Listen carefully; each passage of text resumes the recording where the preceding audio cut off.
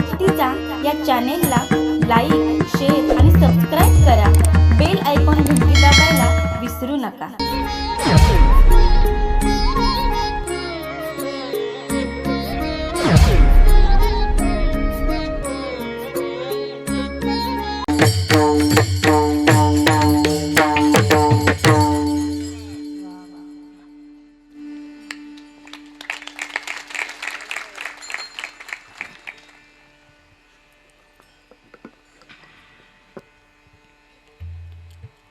आवड देवासी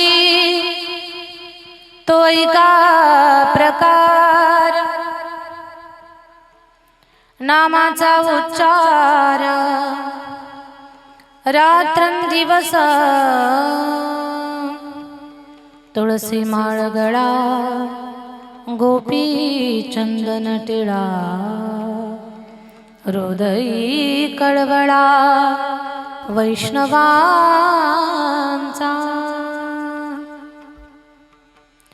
आषाढी कार्तिकी पंढरीची वारी, साधन निर्धारी आणना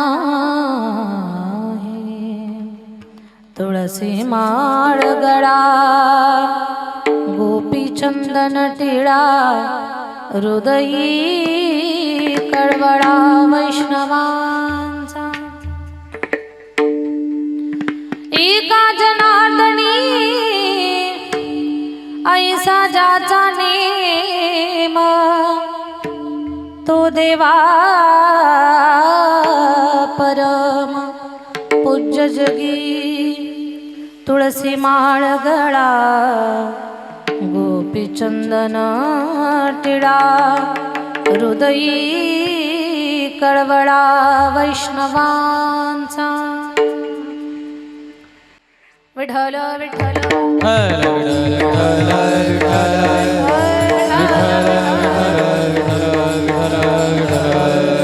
पांडुरंगा गरु प्रथम नमन, पांडुरंगा गरु प्रथम नमन. ओ दुसरे चरण संतांचिया, ओ दुसरे चरण संतांचिया.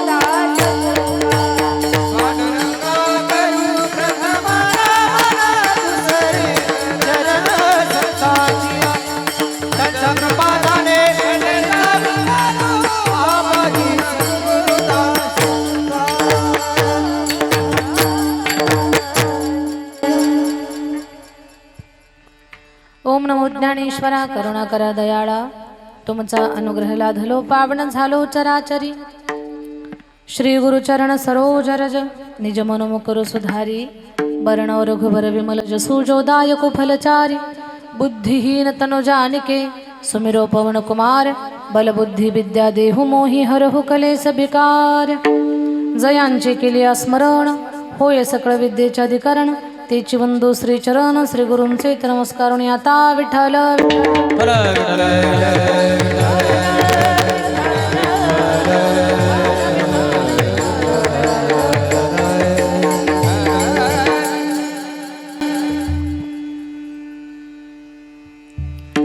आवडे देवासी तो ऐका प्रकार नामाचा उच्चार रात्रंदिवस तुळसी माळ गळा गोपी चंदन टिळा हृदयी कळवळा वैष्णवांचा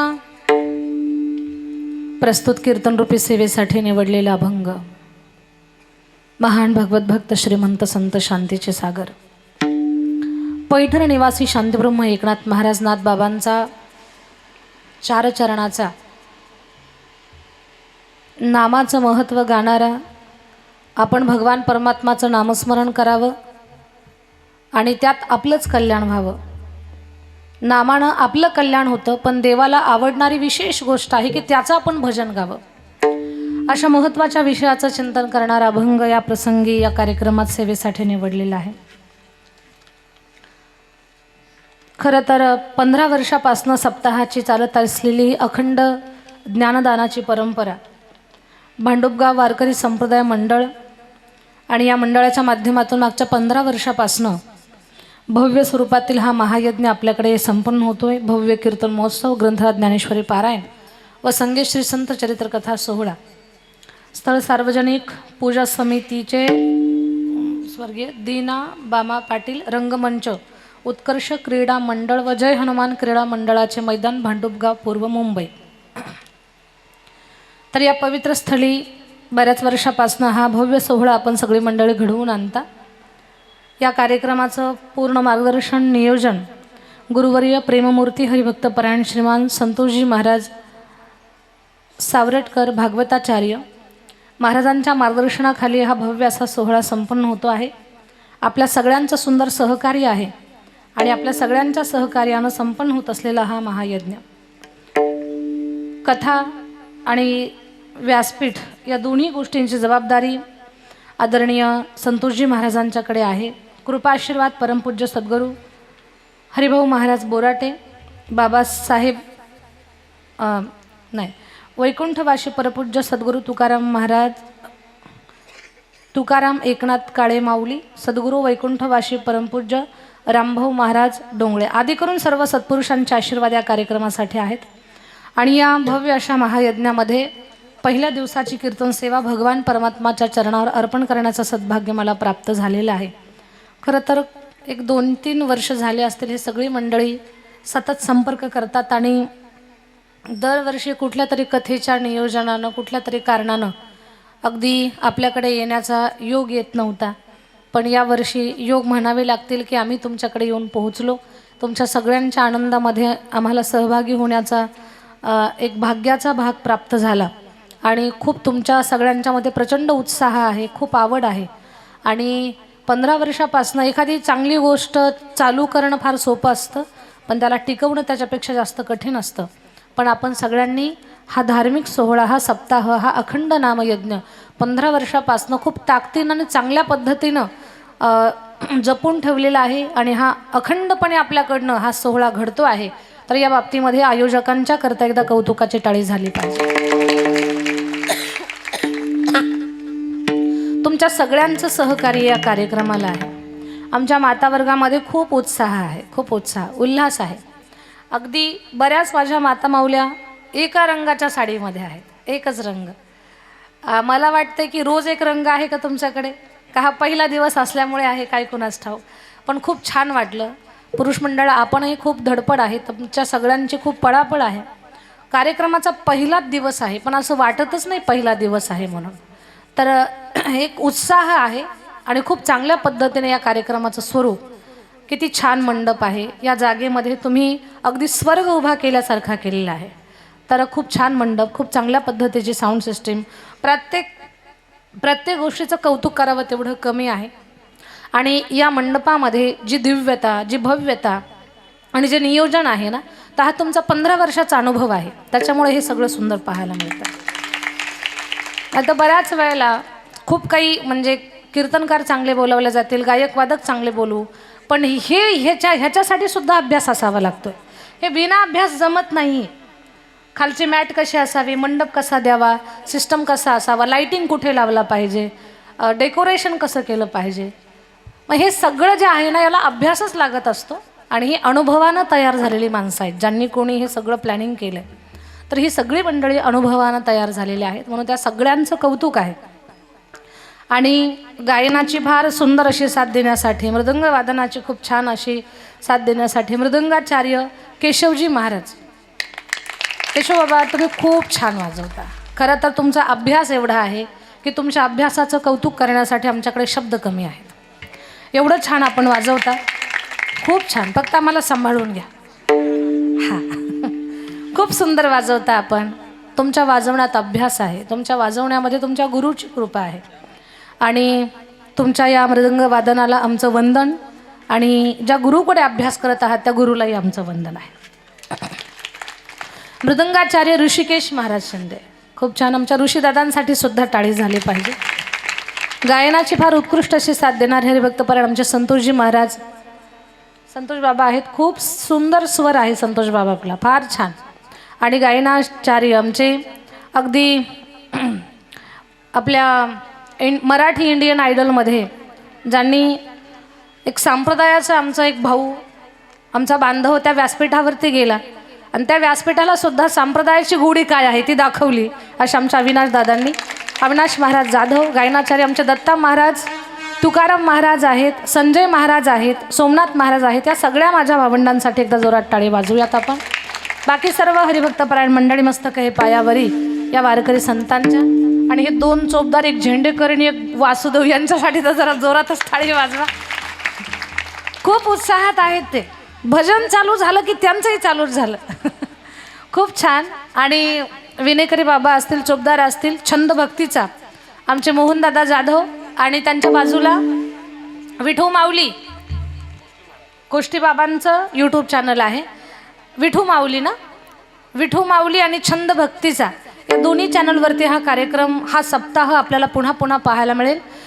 ही भावंड आहेत ना मृदंग घेऊन बसलेली, या लेकरांच्यासाठी सुद्धा एकदा जोरात टाळी वाजवा. ही विद्यार्थी आणि त्यांना घडवणारे गुरु, त्या दोघांनाही माझं वंदन आहे. आणि एक आगळं वेगळं फार सुंदर पाहायला मिळतं. बऱ्याच वेळेला एक किंवा दोन मृदंग असतात, पण भले माईक नसतील आपल्यासाठी, पण काही हरकत नाही. अगदी वातावरण निर्मित्याने खूप छान वातावरण आपण सगळ्यांनी इथे बनवलेलं आहे. माझ्या संपर्कात किरण भाऊ होते आणि बाकी सर्व आदरणीय हरिभक्तपरायण संतोषजी महाराज, तुमच्या सगळ्यांची प्रचंड श्रद्धा ज्यांच्यावरती आहे अशी प्रेममूर्ती आमचे संतोष बाबा आहेत. सर्व परिचित अपरिचित मंडळी इथे, सर्व या कार्यक्रमासाठी वर्षानुवर्ष ज्या लोकांचं सहकार्य आहे, ज्यांची उपस्थिती आहे, अशी प्रत्येक परमभागवत मंडळी, त्या सगळ्यांचं या कार्यक्रमाच्या आयोजकाच्या वतीनं स्वागत आहे. माझ्याकडे अभ्यास करत असणारी माझी विद्यार्थिनी राधिका आहे, साक्षी आहे, शर्वरी आहे. लेकरं शिकतायत, ही खूप छान गाण्याचा प्रयत्न करतायत. ते जेवढं गातायत तेवढं त्यांचं वय नाही आहे. त्यांच्या वयाच्या मानानं ते खूप छान गाण्याचा प्रयत्न करतात आणि खूप जास्तीचं गाण्याचा प्रयत्न करतात. तर सगळ्या लेकरांचं कौतुक.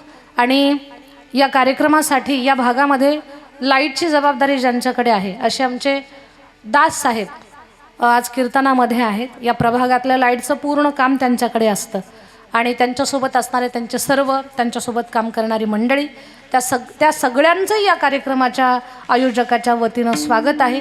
आणि दाससाहेबांना विनंती आहे की या कार्यक्रमात काल्याचं कीर्तन होईपर्यंत 5 मिनटंसुद्धा लाईट जाऊ देऊ नका, एवढी तुम्हाला विनंती आहे. हां, म्हणजे मगाशी तुम्ही म्हटलात 5-10 मिनिट गेली तर 5 मिनटं, पण ते 5 मिनटंसुद्धा नको, कारण 5 मिनटात सगळा अख्खा रंग चढलेला उतरून जात असतो कीर्तनात.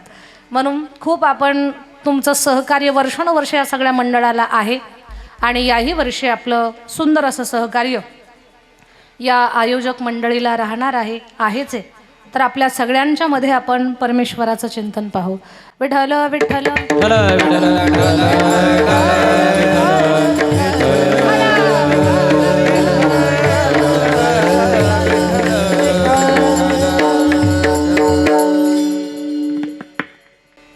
अभंगाचा अर्थ तुम्हाला सांगते. साऊंडवाल्या दादांचंही कौतुक आहे. खूप चांगल्या पद्धतीची साऊंड सिस्टम सेवा आपण देताय. अभंगाचा सरळ अर्थ सांगते.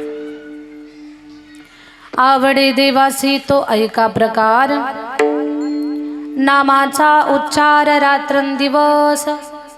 शांतीब्रह्म एकनाथ महाराज म्हणतात, अखंड भगवान परमात्माचं नामचिंतन केलेलं देवाला आवडतं. काय आवडतं देवाला? त्याचं गुणगान गायलेलं, त्याचं कौतुक केलेलं, त्याचं भजन गायलेलं, त्याच्या नामचिंतनामध्ये आपण राहिलेलं, ही त्याला आवडणारी गोष्ट आहे. आपलं जर कोणी कौतुक करायला लागलं तर काही आपल्याला ऐकावं असं वाटत नाही का?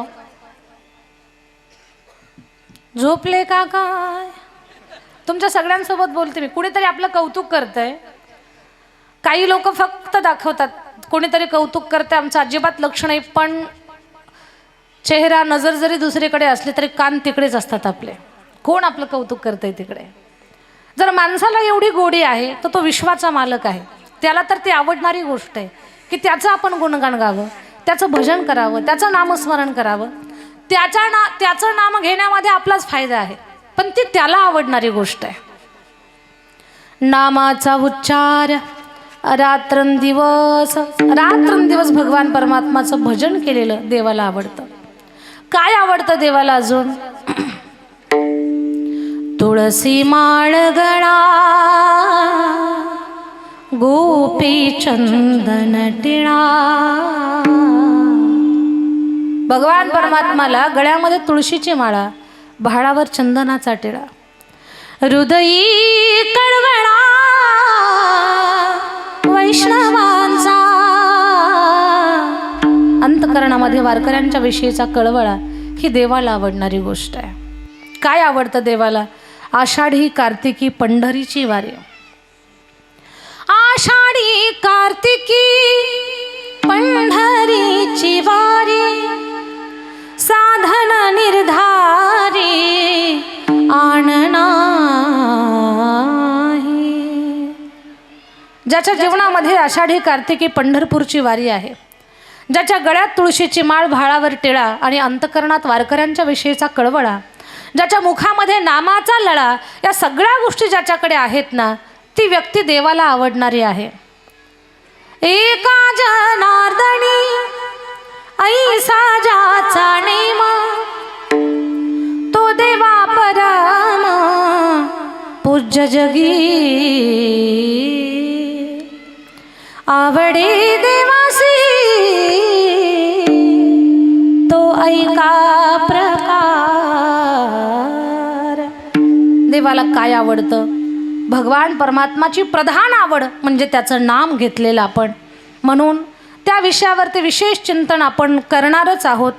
सप्ताहातला पहिला दिवस आहे. या दिवशी श्रोते मंडळीला, आलेल्या भगवत उपासकांना साधं सरळ सोपा मार्ग सांगितला पाहिजे की तुम्ही या मार्गानं चाला, आणि जे संतांनी सांगितलंय तोच मार्ग सांगणं ही आमची जबाबदारी आहे. म्हणून देवाच्या नामाची गोडी आपल्याला लागावी, त्याचं नाम घेण्याची गोडी, त्याचं नामस्मरण करण्याची सवय जर आपल्याला लागली तर आमच्या जीवनात अशा समस्या आहेत, आमची ही अडचण आहे, आमचं कोणी हात पाहता का, कोणी आमचं भाग्य सांगता का, कोणी आमच्या जीवनातल्या अडचणी संपवता का, यापैकी एकही प्रश्न आपल्याकडे राहणार नाही. सगळे प्रश्न सुटतील आणि मानवी जीवनाचं उद्दिष्ट, आपल्याला जे ध्येय प्राप्त करायचं आहे ते सहज प्राप्त होऊन जाईल. त्याच्यासाठी सगळ्यात सोपं साधन म्हणजे भगवंताचं नाम. तर त्याच विषयावरती आपण विशेष चिंतन करण्याचा प्रयत्न करणार आहोत आणि एक सप्ताहाच्या पहिल्या दिवशी आपण तेच केलं पाहिजे. आता इथे बरीच माझ्या परिचित मंडळी आहे, काही चेहरे माझ्या ओळखीचे आहेत, पण मला नाव आता अचानक लक्षात येत नाही. आपल्या सगळ्यांच्या चरणावरती सादर वंदन आणि आपण आता अभंगाच्या विस्ताराकडे वळू. विठ्ठल विठ्ठल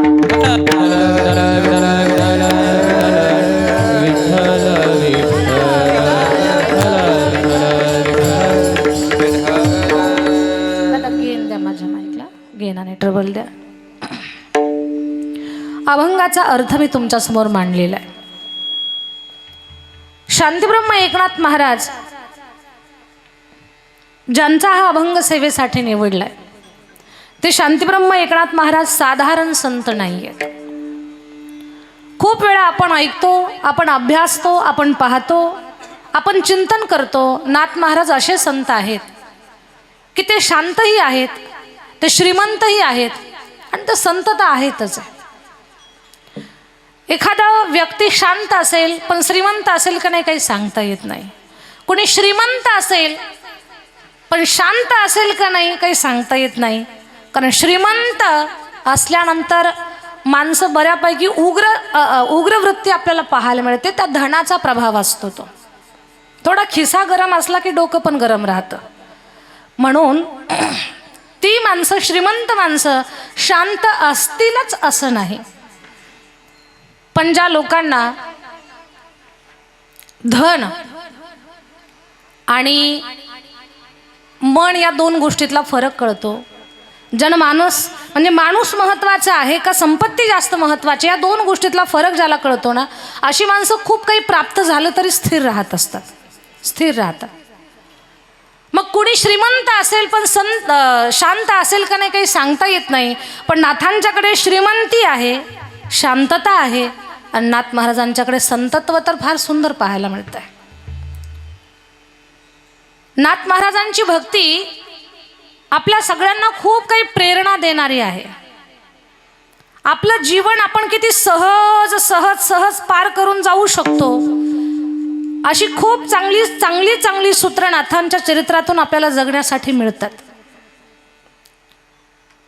आपलं जीवन आपल्याला सुखानं पार करायचं असेल, खूप काही नाही जरी नाथांच्या चरित्रातलं घेता आलं, त्यांच्या चरित्रातला शांतता हा गुण जरी आपण आपल्या अंगी बांधला ना, तरी कुणीतरी माझ्या जीवनाची नौका पार लावा असं म्हणायची गरजच नाही. जीवनाची नैया सहज पार होऊन जाईल. शांती या एका गुणाच्या बळावरती नाथ महाराजांनी खूप काही गोष्टी प्राप्त केल्या की ज्या गोष्टी सहजासहजी प्राप्त करणं शक्य नाहीये. धन प्रारब्धानं मिळेल, मान सन्मान प्रयत्नानं मिळेल, पण भगवान परमात्मा स्वतः तिथे राबतोय, त्यांच्या घरी काम करतोय. ही किती मोठी अद्भुत गोष्ट आहे की विश्वाचा मालक नाथांच्याकडे आकळल्या गेला, त्यांना अनुकूल झाला, त्यांच्या घरी राबला. हे बोलावं तेवढं सहज आणि सोपं नाहीये.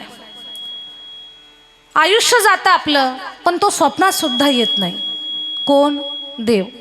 स्वप्नात सुद्धा येत नाही. तो वास्तवात राबणं ही गोष्ट काही साधी नाहीये. आणि हे नाथांच्या चरित्रात पाहायला मिळतं. नाथ महाराजांचं चरित्रच अद्भुत आहे.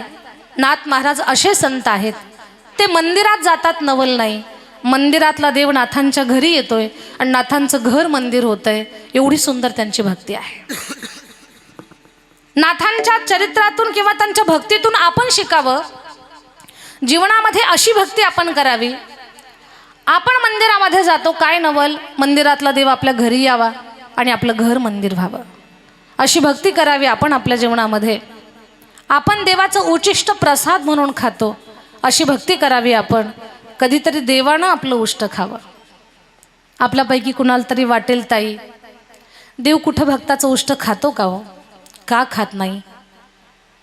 कोण कहते हैं भगवान खाते नहीं, बेर शबरी के जैसे खिलाते नहीं, अच्युतम केशवम कृष्ण दामोदरम राम नारायणम जानकी वल्लभम. अशी भक्ती करावी आपण आपल्या जीवनामध्ये. आपण देवाचं उचिष्ट प्रसाद म्हणून खातो, कधीतरी त्यानं आपलं उष्ट खावं. भांडुपकर, अशी भक्ती करावी आपण आपल्या जीवनामध्ये. अशी भक्ती करावी आपण त्याच्यासाठी रडतो, कधीतरी त्यानं आपल्यासाठी रडावं. कुणी म्हणाल देव भक्तासाठी रडतो का? का रडत नाही? ज्ञानोबराज ज्या वेळेला समाधीला निघाले होते त्यावेळेला विश्वाचा मालक रडत होता. रुक्माईंनी विचारलं, देवा कितीतरी महात्मे, योगी, संत, महापुरुष आले, समाधीस्थ झाले, स्वधामाला गेले, कुणासाठी नाही रडले तुम्ही? माऊलीसाठी रडतात. भगवान परमात्मा म्हणतात त्या सगळ्यांच्या मध्ये माझे माऊली अलौकिक आहेत, दिव्य आहेत. देव म्हणती रुक्मिणीसी हा एकच योगी देखिला नयनी, हेच ज्ञान संजीवनी जान त्रैलोक्यास. रडतो काय नवल, कधीतरी देवानं आपल्यासाठी रडावं. अशी भक्ती करावी आपण आपल्या जीवनामध्ये, अशी भक्ती करावी. आपण देवाला काही ना काही मागत राहतो, अशी भक्ती करा की त्यानं आपल्याला मदत मागितली पाहिजे. कोणी म्हणाल देव कुठं काय मागणार आहे आपल्याला, ना आहेच काय आपल्याकडे. 10 बाय 10च्या खोलीत राहतो आम्ही, आहेच काय आमच्याकडे. आपल्याकडे तर 10 बाय 10ची खोली आहे. त्या छोट्याशा जागेमध्ये सगळ्या सुविधा आहेत आपल्याकडे. भगवान परमात्मा अशा माणसाला मदत मागायला गेले ना, ज्याच्या अंगावरती लंगोटीपेक्षा जास्त कपडा नाही, ज्याच्या घराला दरवाजाच नाही, हवा आली की सरळ त्याच्या घरामध्ये जाते, ज्याची लेकरं उघडी नागडी फिरताय, नाव चालवली तरच ज्याला पोटाला खायला मिळावं, अशी ज्याची अवस्था आहे, भगवान त्याला म्हणतात नदीच्या पलीकडे सोडतोस काय. बर तो सोडायला तयार झालाय विश्वाच्या मालकाला, आणि ज्यानं सोडलंय ना त्याचा सुद्धा भाव पहा. नदीच्या पलीकडे विश्वाचा मालक त्यानं उतरवलाय, आणि जगाच्या बापाला प्रश्न पडलाय आता याला काय देऊ. सीता मातेकडे पाहिलंय. सीता मातेनं बोटातली अंगठी जी अतिशय अद्भुत होती, दिव्य होती, जिचं मूल्य करता येत नाही एवढी मौल्यवान होती, ती अंगठी रामरायाच्या हातात दिली, आणि रामराया त्याला उतराई देऊ लागले. तो म्हणतो देवा, आपापसामध्ये देवाणघेवाण नसते. एकच व्यवसाय एकच उद्योग करणाऱ्या माणसांकडे देवघेव नसते. म्हणजे तुमचा आणि माझा एकच व्यवसाय आहे. लक्ष्मणजीला थोडासा राग आला. लक्ष्मणजी बोलले, अरे तू कुणाला बोलतोय, आम्ही राजाची मुलं आहोत, आणि तुझा आणि माझ्या दादाचा व्यवसाय कसा सारखा कसा. तो म्हटला, लक्ष्मणजी तुम्ही बोलू नका, मी देवाशी बोलतोय. देवा, तुमचा आणि माझा व्यवसाय एकच आहे. म्हणे कसं काय. म्हणे या छोट्याशा नदीचा नावाडी मी आहे, पण भवसागराचे नावाडी तुम्ही आहात. आज मी तुम्हाला इथे सोडलंय, याची उतराई मी घेणार नाही. याचा मोबदला मला असा घ्यायचा आहे, जेव्हा मी तुमच्या दरबारामध्ये येईल ना, तेव्हा या भवसागराच्या पार तुम्ही मला सोडा. त्याच्यासाठी माझं ऋण तुमच्यावरती ठेवा. आणि एकच काम करणाऱ्या माणसांनी एकमेकाला देवघेव करून आपल्या रिवाजाला कधी बाद लावायचं नाही. म्हणजे असं, मल्लाह कभी मल्लाहों से मल्लाही लेते हैं भगवन, मल्लाह कहीं मल्लाहों से मल्लाही लेते हैं भगवन, मल्लाह कहीं मल्लाहों से मल्लाह कहीं मल्लाहों से मल्लाही लेते हैं भगवन, मजदूर कहीं मजदूरों से मजदूरी लेते हैं भगवन, मल्लाह कहीं मल्लाहों से मल्लाही लेते हैं भगवन, मल्लाह. देवा, एका नावाड्यानं दुसऱ्या नावाड्याकडनं उतराई घ्यायची नसते.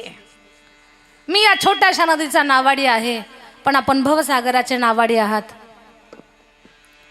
दृष्टांत हा खूप मोठा आहे, पण याच्यातून घ्यायचा भाग एवढाच आहे की विश्वाचा मालक अशा माणसाला मागायला गेलाय, मदत मागण्यासाठी गेलाय की त्याची लौकिक स्थिती फार साधारण आहे, त्याच्याकडे मदत मागायला गेले. मग याच्यातून आपण शिकायचंय की आपण जीवनामध्ये भक्ती अशी करावी ना की आपण त्याला सारखं काही ना काही मागतो, कधीतरी त्यानं सुद्धा आपल्याकडे यावं, मला एवढं देतोस काय, मला एवढं देतात काय, असं म्हणावं त्यानं.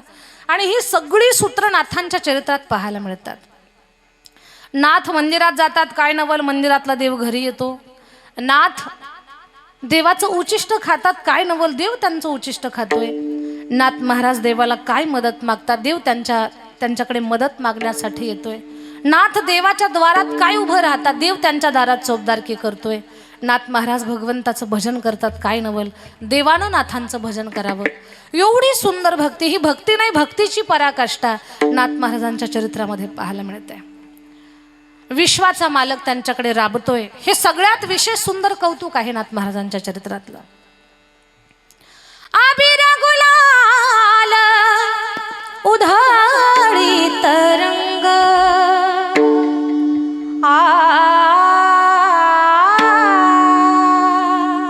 अबीर गुलाल उधळी तरंग, अबीर गुलाल उधळी तरंग, रंग रंग नाता घरी नाचे माझा सखा पांडुरंग, नाथा घरी नाचे माझा सखा पांडुरंग, नाथा घरी नाचे माझा सखा पांडुरंग, नाथा घरी नाचे माझा सखा पांडुरंग, नाथा घरी नाचे माझा सखा पांडुरंग, पांडुरंग नाथा घरी नाचे माझा सखा पांडुरंग.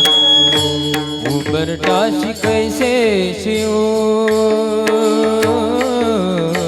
उंबरठाशी कैसे शिव आम्ही जातीहीन, रूप तुझे कैसे पाहू त्यात आम्ही दीन, रूप कैसे कैसे पाहू त्यात आम्ही दीन, पायरीशी होऊ दंग,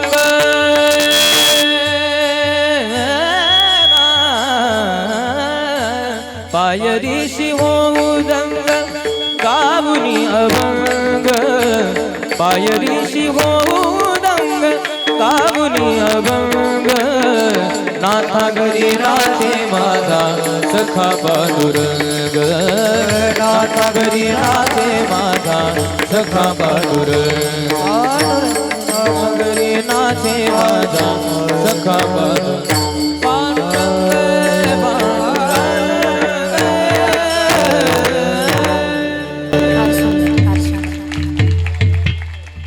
विश्वाचा मालक नाथ महाराजांच्या घरी 36 वर्ष कावडीनं पाणी भरतो.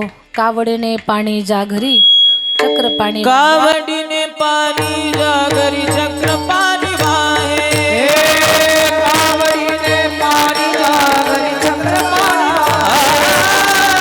कावडीने पाणी जा घरी चक्र पाणी वाहे. खूप छान. विश्वाचा मालक 36 वर्ष कावडीनं पाणी भरण्याचं काम ज्यांच्याकडे करतोय, एवढा ज्यांचा सुंदर अधिकार, एवढं ज्यांचं महात्म्य भक्तीतलं, एवढं ज्यांचं वजन, ही ज्यांची परमार्थातली ताकद, ते नाथ महाराज. त्यांच्याकडे काही साधक, तसं तर नाथ महाराजांकडे रामायण ऐकायला, रोजच्या सत्संगाला खूप सारी लोक यायचे. काही साधकांनी विचारलं, नाथ बाबा तुमच्याकडे पाहून ना असंही वाटतं की आम्ही तुमच्यासारखं बनावं, पण त्याच्यासाठी नेमकं काय करावं ते सूत्र सुचत नाही आम्हाला. नाथ बाबा म्हणतात, आमच्याकडे पाहून आमच्यासारखं बनावं वाटतं ही आनंदाची गोष्ट आहे, बरं चांगली गोष्ट आहे, पण त्याच्यासाठी असं काही कठीण आपल्याला साधना तपश्चर्या असं काही करण्याची गरज नाहीये. भगवत भक्त होण्यासाठी, देवाचा उपासक होण्यासाठी, देवाचं लाडकं होण्यासाठी स्वतःच्या जीवनामध्ये आपण काहीतरी सात्विक गोष्टींची उपासना करण्याकरता जास्त कठीण मार्ग नाहीयेत, फार सोपा मार्ग आहे. जे देवाला आवडतं ते आपण आपल्या जीवनामध्ये करत जावं. नाथ बाबा देवाला नेमकं काय आवडतं तेच आम्हाला कळत नाही. नाथ महाराज मधले काळजी करू नका, जे कळत नाही ते कळवण्यासाठी ते शिकवण्यासाठीच आम्ही आहोत. बऱ्याच वेळेला मानवी जीवन कशासाठी आहे हे बऱ्याच लोकांना कळत नाही. हे सांगण्यासाठीच हे व्यासपीठ आहे. जन्माला कशासाठी आलो हे सांगण्यासाठीच हे व्यासपीठ आहे. आपल्याला आपल्या माणूस म्हणून जन्माला आल्यानंतर आपल्याला नेमकं करायचं काय, काय कर्तव्य पार पाडायचे आहेत, आपल्याला आपला स्वतःचा धर्म काय, आपल्या जबाबदाऱ्या काय, देव देश आणि धर्म या पत्रिकेवर सुद्धा मी वाचलंय. या सगळ्या सत्संगाच्या माध्यमातून हे उद्दिष्ट आपल्याला प्राप्त करायचे आहेत. आपल्या अंतःकरणामध्ये राष्ट्रप्रेम, गोसेवा, आपल्या संप्रदायाविषयीचं प्रेम, या सगळ्या गोष्टी निर्माण झाल्या पाहिजेत. आपल्या मातीविषयी प्रेम आपल्या अंतःकरणात निर्माण झालं पाहिजे. तर नाथ महाराज म्हणतात, जे आपल्याला कळत नाही ते शिकवण्यासाठीच हे व्यासपीठ आहे. ते शिकवण्यासाठीच आम्ही आहोत. काळजी करू नका. स्वतःचं जीवन सफल करायचं असेल, आपलं जीवन आपल्याला सार्थकी लावायचं असेल, तर त्याच्यासाठी देवाला जे आवडतंय ते तुम्हाला करावं लागेल. काय आवडतं देवाला? अभंगाच्या पहिल्या चरणात आवडे देवाची तो एका प्रकार, आवडे देवाची तो एका प्रकार, आवडे देवाची तो एका प्रकार. फार सुंदर. गायनाचार्य, मृदंगाचार्य सगळ्यांसाठी एकदा जोरात टाळी, आणि साऊंडवाल्या दादासाठी त्याहीपेक्षा सुंदर टाळी. फार सुंदर. आवडे देवासी तो ऐका प्रकार, नामाचा उच्चार रात्रंदिवस. आपल्याला आपल्या जीवनात आपलं इप्सित पूर्ण करायचं असेल, ध्येयापर्यंत जायचं असेल, तर देवाची आवड आपण जपली आणि जोपासली पाहिजे. पण देवाला नेमकं काय आवडतं? तर देवाला त्याचं भजन केलेलं आवडतं. आता पहा, आवड हा जो शब्द आहे ना, तो फार मोलाचा आणि महत्त्वाचा आहे. आवड शब्दाभोवती माणसं फिरत असतात पूर्ण आयुष्य, आणि प्रत्येकाची आवड वेगळी आहे. लहान लेकरांची आवड वेगळी, महिलांची आवड वेगळी, पुरुषांची आवड वेगळी, संतांची आवड वेगळी, आणि देवाची आवड वेगळी. आता प्रत्येक माणसाची जर आवड आपण सांगू लागलो तर पूर्ण कीर्तनच त्याच्यात निघून जाईल. पण एक आपण वर्गवारी आवड सांगू. लहान लेकराची आवड वेगळी आहे. लहान लेकरांना खोड्या करायला आवडतात, ही त्यांची आवड आहे. घरात पाहुणे आले ना, लेकर अजिबात शांत बसणार नाही. घरात कोणीच नसतं तर देवासारखी बसतात. घरात पाहुणे आले की उलट्याच उड्या मारायला चालू करतात. बरं, आजपर्यंत त्याचं उत्तर सापडलं नाही की घरात पाहुणे आल्यानंतर लेकरं उलट्या उड्या का मारतात. मी काही उडीच्या विरोधात नाही, शहाणी माणसं उड्या मारतात. मग लेकरांना मारला तर काय फरक पडला. पण उड्या कुठं माराव्यात? आईजवळ, वडिलांच्या जवळ, का पाहुण्याच्या थोबाडावर? लेकरं फार विचित्र. खोड्या करणं हा लेकरांच्या आवडीचा विषय. लहान लेकरांची आवड सांगितली. महिलांना काय आवडतं? सुंदर शृंगार, छानशी साडी, सोन्याचे दागिने, ही महिलांची आवड आहे. महिलांना सोनं एवढं आवडतं की सोन्यापुढं सणाची सुद्धा किंमत नाही. एवढं महिलांना सोनं आवडतं. दृष्टांत आपल्या सगळ्यांना माहिती आहे, अनेक वर्षापासून आपण ऐकत आलेलो आहोत. त्यातलाच एक दृष्टांत तुम्हाला सांगते. एक श्रीमंत घरची बाई, तिला सोन्या नाण्याचा खूपच छंद. एवढे तिला सोन्याचे दागिने आवडायचे. प्रत्येक सणाला मालकाला म्हणायची, मालक मला या सणाला हा दागिना पाहिजे. आणि तिच्याकडे सगळे दागिने होते. खरं सांगते तुम्हाला, एवढे दागिने होते तिच्याकडे. पुतळ्या, डोरलं, साकड्या, पैंजण, कमरेला कमरपटा, नाकात नथ घालुनी, सगळा थाट माट करुनी, सगळा थाट माट करुनी, नेसने गा, नेसने गा, नेसने गा, नेसने गा, शालू पैठणचा, नेसने गा, शालू पैठणचा, नेसने गा, शालू पैठणचा. पुतळ्या डोळलं सगळा पैंजण कमरेला कमरपटा, पुतळ्या डोळलं सगळा पैंजण कमरेला कमरपटा, नतात नथ घालूनी, सारा थाट माट करुनी, सारा थाट माट करुनी, नेसले ग, नेसले ग, शालू पैठणचा, नेसले ग, शालू पैठणचा, नेसले ग, शालू पैठणचा.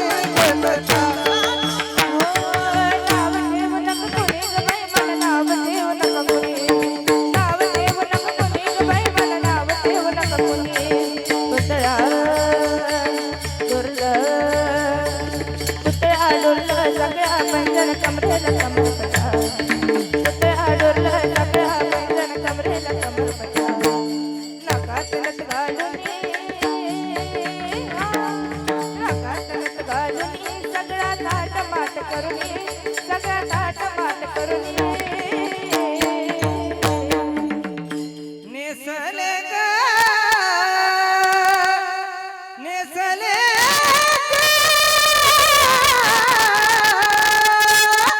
शालू पैठणचा नेसले ग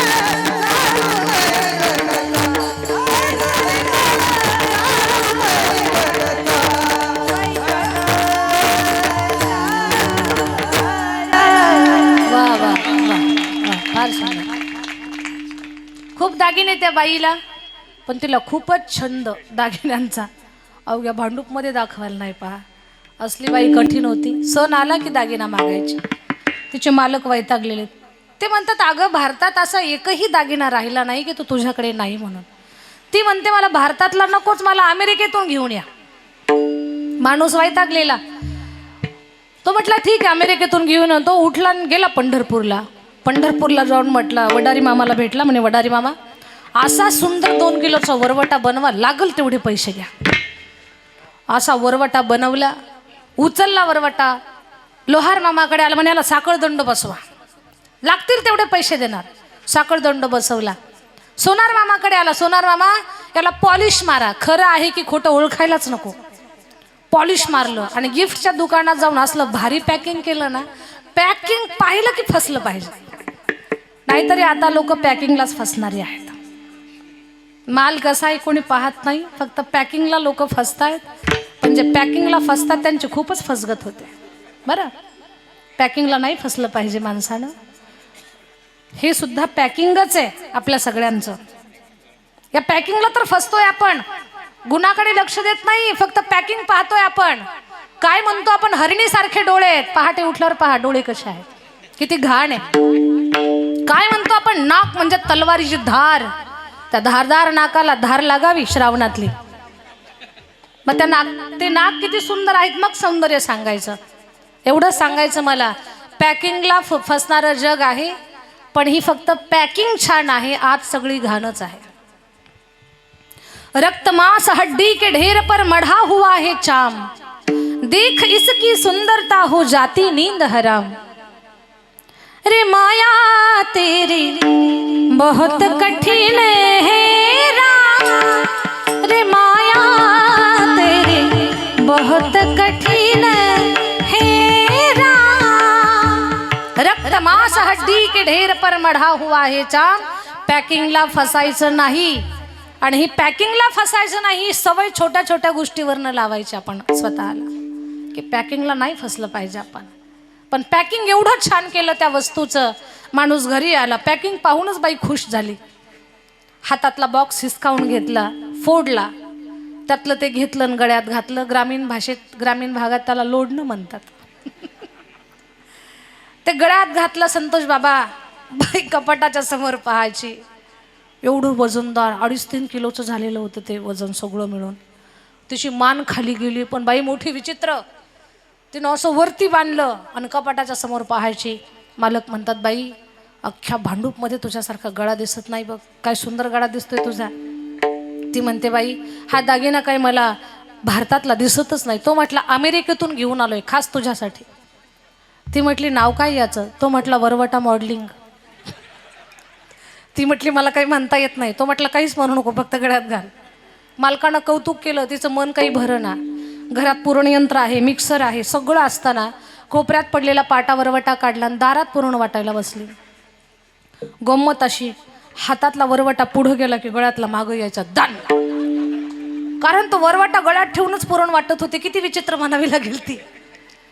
पुरण वाटताना तर ते दागिना काढून ठेवावं की नाही, पण तिच्या डोक्यात काय, गळ्यातला दागिना पुरण वाटताना रस्त्या गल्लीतल्या आया बाया पाहतील राधा आसरा दगडा धोंडा केसरा मंडा सुरेखा कांचन शीतल मेघा श्यामा, आणि मग म्हणतील अक्का कुठून आणलं हे. मग माझ्याकडं असलं त्यांच्याकडून नसल. एवढा तिला उल्हास. जे पुरण 10 मिनिटात वाटून होतं ते अर्धा तास पुरण वाटायला बसली.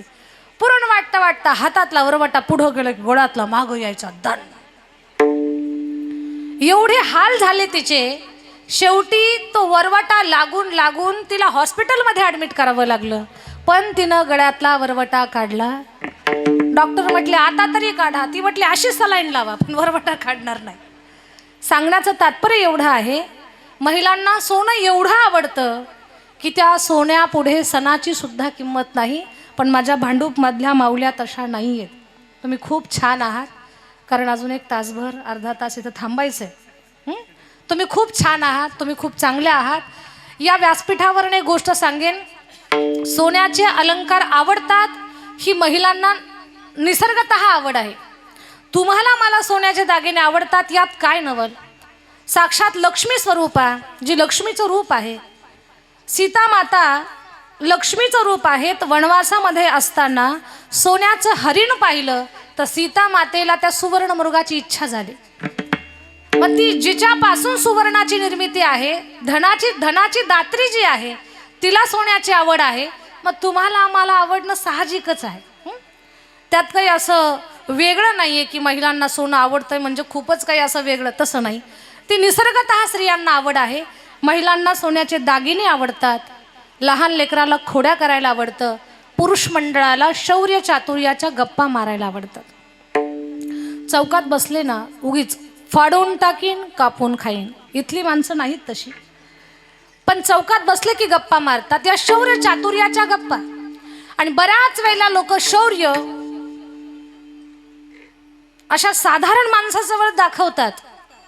साधारण माणूस काही करू शकत नाही, बिचारा गरीब आहे, दीन आहे, दुबळा आहे, त्याच्या समोर स्वतःचं शौर्य दाखवणार. आणि घरात बायकोच्या हातात लाटणं पाहिलं की मग काही विचारू नका, कुणीकडे पळावं ते सुद्धा सुचत नाही. पुरुष मंडळाला शौर्य चातुर्याच्या गप्पा आवडतात. पण माझ्या संतांची आवड खूप निराळी आहे. संतांना माझ्या जीवीची आवडी पंढरपुरा नेहीन गुढी ही संतांची आवड आहे. पण देवाची आवड याहीपेक्षा अनोखी आणि आगळी वेगळी आहे. देवाला आवडतंय आवडे देवासी तो ऐका प्रकार, नामाचा उच्चार रात्रंदिवस. भगवान परमात्माला रात्रंदिवस त्याचं भजन केलेलं आवडतं, त्याचं नामस्मरण केलेलं आवडतं. खरं तर भगवान परमात्माचं नामचिंतन करावं आणि त्यात आपलंच कल्याण व्हावं हा भाव दडलेला आहे.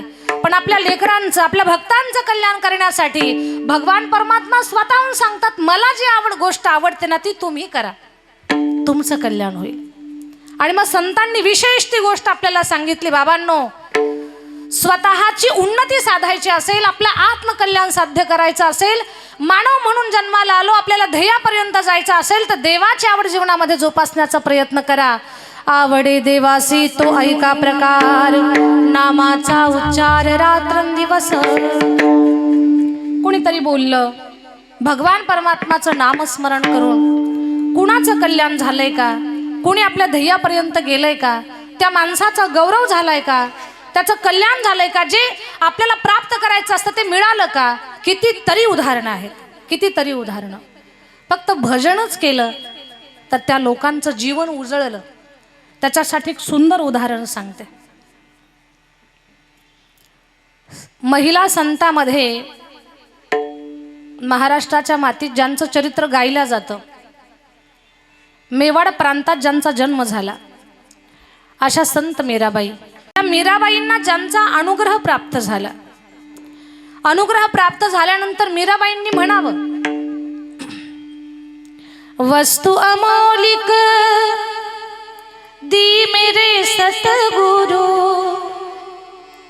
कृपा कर अपनायो पायो जी मैंने, राम रतन धन पायो पायो जी मैंने, राम रतन धन पायो पायो जी मैंने, राम रतन धन पायो.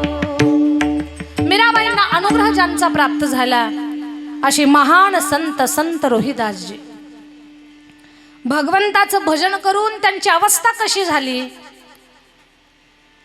कोणत्या कुळात जन्माला आले, पण किती मोठा गौरव त्यांना प्राप्त झाला भगवत भजनामुळे, ते सांगण्यासाठी संत रोहिदासजींचं उदाहरण तुमच्या सगळ्यांच्या समोर मांडते. देवाचं भजन कराल तर तुम्हाला जे पाहिजे ते सगळं प्राप्त होईल, पण भगवत भजनाची कास धरणं फार गरजेचं आहे. काशी या क्षेत्रामध्ये संत रोहिदासजी यांचा जन्म झाला. त्या काशी नगरीमध्ये राहतात. काशी नगरीमध्ये राहतात, रात्रंदिवस भजन करतायत, स्वतःचं काम करतात, भजन करतात. आपल्या महाराष्ट्रीयन संतांनी सुद्धा वर्णन केलेलं आहे की भजन करून करून रोहिदासजींची अवस्था अशी झाली की मग भगवान परमात्मा एवढा अनुकूल झाला.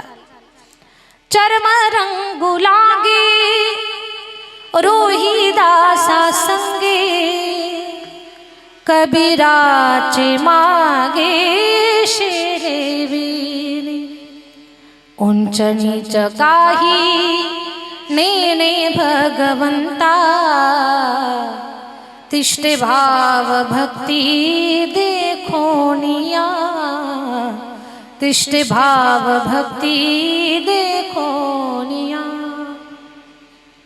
संत रोहिदासजी रात्रंदिवस भगवान परमात्माचं भजन करतायत आणि स्वतःचं काम करतायत. पण रोहिदासजींचं भजन असं सहज लक्षात येत नाही. लोकांच्या लक्षात यावं म्हणून माळावरती काढणं, लोकांच्या लक्षात यावं म्हणून जोरात हरिपाठ करणं, दारात बसून फक्त लोकांच्या लक्षात यावं म्हणून. आपलं नाही पण बऱ्याच लोकांचं तसं असतं की आम्ही जे करतोय ते कोणीतरी पाहिलं पाहिजे. बाप रे बाप, काय देवधर्म करणारे आहेत. नाही, पण रोहिदासजींचं भजन हे थोडंसं लपलेलं होतं. अगदी आतमध्ये त्यांचं भजन चाललेलं होतं. श्वासावर भजन करत होते, नामजप अखंड चालू होता. सांसों की माला में सिमरू में पीकाना, अपने मन की में जानो और पी के मन की राह. सांसों की माला में सिमरू में पीकाना. श्वासावर रोहिदासजींचं भजन. आणि मग त्यांच्या त्या साधनेचा प्रभाव असा झाला की लोकांना त्यांच्याबद्दल आकर्षण निर्माण झालं. काहीच प्रयत्न न करता त्यांची कीर्ती सर्वदूर पसरली. चांगली कामं करा, खूप चांगलं जगा, जनसेवा असेल, संप्रदायाची सेवा असेल, त्याचा वसा घेऊन चाला. आमचं कोणीतरी कौतुक करा म्हणायची गरजच नाही. कीर्ती आपोआप पसरत असते, आपोआप लोकांपर्यंत आपल्या चांगल्या कामाचं अगदी त्या सगळ्या गोष्टी पोहोचत असतात. आपण फक्त करत राहा. रोहिदासजींच्या बद्दल लोकांना आकर्षण निर्माण झालं. खूप सारी लोक रोहिदासजींना भेटायला येतात, कोणी दर्शनाला येतं, कोणी संवाद करायला येतं, कोणी सत्संग करायला येतं. पण लक्षात घ्या, त्या माणसाचं महत्त्व कधी कधी जवळच्याच लोकांना नसतं. दूर दूरची लोक भेटायला यायची आणि त्याच रस्त्यावरनं जाणारे, काशीत राहणारे विद्वान पंडित की जे राजाच्याकडे पूजा पाठासाठी आहेत, त्यांना रोहिदासजींचं महत्त्व कळत नव्हतं. आता काशी नरेशाकडे, काशीच्या राजाकडे रोजची पूजा करण्यासाठी विद्वान पंडित आहेत, विद्वान पंडित. काशीमध्ये विद्वानांची कमी नाहीये. जसं कोल्हापूरला पहलवानांची कमी नाही, तसं काशीमध्ये विद्वानांची कमी नाही. ज्याला एक वेद पाठ तो वेदी, ज्याला 2 वेद पाठ तो द्विवेदी, ज्याला 3 वेद पाठ ते त्रिवेदी आणि ज्याला 4 वेद पाठ ते चतुर्वेदी. आपल्यात कोणी असतील तर काही मला माहिती नाही. आता आडनावं आहेत, पण पूर्वी वेद पाठ असल्यावरनं त्यांना ते म्हणायचे. एवढी विद्वान माणसं राजाच्याकडे पूजा पाठ करण्यासाठी, पूजा झाली की गंगामाईचं दर्शन घेण्यासाठी पंडितजीने यावं. ऐका बरं. आणि पंडितजीने रोज टोकावं रोहिदासजींना, रोहिदासजी मोठे संत बनून बसलेला आहात त्या गंगेच्या घाटावर, पण लोकांना माहिती नाही हो, तुम्ही गंगेचं दर्शन घ्यायला सुद्धा जात नाहीत. रोहिदासजींचा परमार्थ देखाव्याचा नव्हताच. रोहिदासजी म्हणतात, पंडितजी खूप इच्छा असते हो, पण माझ्या कामात मी एवढा व्यस्त असतो ना की मला गंगेपर्यंत यायला वेळच मिळत नाही. ठीक आहे म्हणे, नका येऊ, पण आजचा दिवस तरी, लोकांना तर फसवताय तुम्ही, पण आजचा दिवस तरी माझा ऐका, आज खूप मोठा पर्व काळ आहे. आज तुम्ही किमान गंगा आईचं दर्शन घ्यायला चाला, आजच्या दिवशी तरी. रोहिदासजी म्हटले, आज तर खूप जास्तीचं काम आहे, आज तर येऊच शकत नाही. अरे ठीक आहे, तुम्ही नका येऊ, तुमच्या वतीने नमस्कार सांगतो. हा तेवढं करा, माझ्या वतीनं गंगा माईला नमस्कार सांगा आणि एवढी 2 फुलं गंगा मातेला द्या. रोहिदासजीनं सांगितलं. पंडितजी आले, गंगाईचं दर्शन घेतलं. गंगा मातेचं दर्शन घेतलं, स्वतःची पूजा पूर्ण करून घेतली आणि रोहिदासजीनं दिलेली 2 फुलं गंगा मातेमध्ये अर्पण केली. आणि पंडितजी म्हणतात, गंगा मा, तुझा लाडका रोहिदास इथपर्यंत आला नाही, पण 2 फुलं तुझ्यासाठी पाठवली आहेत. लोक तर खूप मोठा संत म्हणतात त्याला, पण लोकांना माहिती नाही की रोहिदासजी गंगेच्या दर्शनाला सुद्धा येत नाहीत म्हणून. घे ही फुलं असं म्हणून ती 2 फुलं रोहिदासजींचं नाव घेऊन जशी गंगेत टाकली ना, तसा गंगामाईनं आवाज दिला, पंडितजी, रोहिदासजीनं मला फुलं दिली, मला रोहिदासजींना सोन्याचं कडं द्यायचंय. पंडितजीला पाण्यात घाम फुटला. पाहता काय माझ्याकडं? दर अंगाला घाम फुटला. बाप रे बाप, गंगामात तू बोलतेस की काय? हो म्हणे, मीच बोलते. रोहिदासजीनं मला 2 फुलं दिली ना, मला रोहिदासजीला सोन्याचं कडं द्यायचंय. पंडितजी म्हटले, माझ्या कितीतरी पिढ्या गेला गंगाईची पूजा करून, गंगा माई बोलली नाही, काही दिलं नाही, आणि आज रोहिदासजीने 2 फुलं काय दिली, तिनं लगेच सोन्याचं कडं द्यायला लागली. ठीक आहे मा, दे. अशी 2 सुंदर हात वर आले आणि त्या हातामध्ये सोन्याचं कडं होतं. सोन्याचं कडं पंडितजी पाहतात, लख लख चमकतंय ते सोन्याचं कडं. पंडितजीनं ते कडं हातात घेतलं आणि हातगुप्त झाली. भांडू पाण्यामध्ये हातगुप्त झाली. पंडितजीने कडं घेतलं आणि घाटावर आले. आणि पंडितजीच्या डोक्यात आलं की कडं दिलेलं फक्त मलाच माहिती आहे, ते दुसरं कोणालाच माहिती नाही. ना रोहिदासजीला माहिती, ना तिसऱ्या माणसाला माहिती, फक्त मलाच माहिती आहे. मग हे कडं जर रोहिदासजींना देण्याऐवजी मी घरी घेऊन गेलो तर? रस्ता बदलून दुसऱ्या घाटावरनं पंडितजी घराकडे निघाले. पण गंमत सांगते, रस्ता बदलून दुसऱ्या रस्त्याला गेले, त्यांना काही घराचा रस्ता तर सापडेना, पण फिरून फिरून रोहिदासजी ज्या घाटावर होते ना, त्याच घाटावरती यायचे. पुन्हा चक्कर खाऊन तिथंच यायचे. त्याला आपल्या भाषेमध्ये चकवा म्हणतात. दुसऱ्याची वस्तू आपल्या खिशात घातली की चकवाच बसत असतो. हे शिकायचं आहे आपल्याला. म्हणून ज्याच्या नावाची वस्तू आपल्यापर्यंत पोहोचली आणि आपल्याला निरोप आहे, ही ज्याची त्याला द्या. आणि ती जर मध्येच आपण त्याला माहिती नाही म्हणून मध्येच खिशात घातली तर चकवा बसतो. चकवा बसण्याची शक्यता आहे. म्हणून दुसऱ्यांच्या वस्तू खिशात घालायच्या नाही. रोहिदासजी घाटावर आणि पंडितजी फक्त घाटावर चक्राच मारताय. घराचा रस्ताच सापडेना. पूर्ण दिवस फक्त घर शोधण्यात आणि रस्ता पाहण्यातच गेला. पंडितजीच्या लक्षात आलं, कडं रोहिदासजींपर्यंत गेल्याशिवाय घराचा रस्ता सापडणार नाही, नाहीतर या घाटावर कुडकुडत बसावं लागेल. जाऊ दे म्हणे, देऊन टाकू कडं, नशिबातच नाही आपल्या. नशीब चांगलं खुलण्यासाठी कर्म चांगलं करावं लागतं. नशीब चांगलं बनवणं आपल्या कर्मावर अवलंबून आहे. कर्म चांगली करा, नशिबाला कधीच दोष देणार नाहीत. कर्म चुकली तर तुम्हीच काय, सारं जग तुमच्या नशिबाला दोष दिल्याशिवाय राहणार नाही. समजून घ्यायच्या असतात काही गोष्टी. पंडितजींना ठरवलं की कडं देऊन टाकू.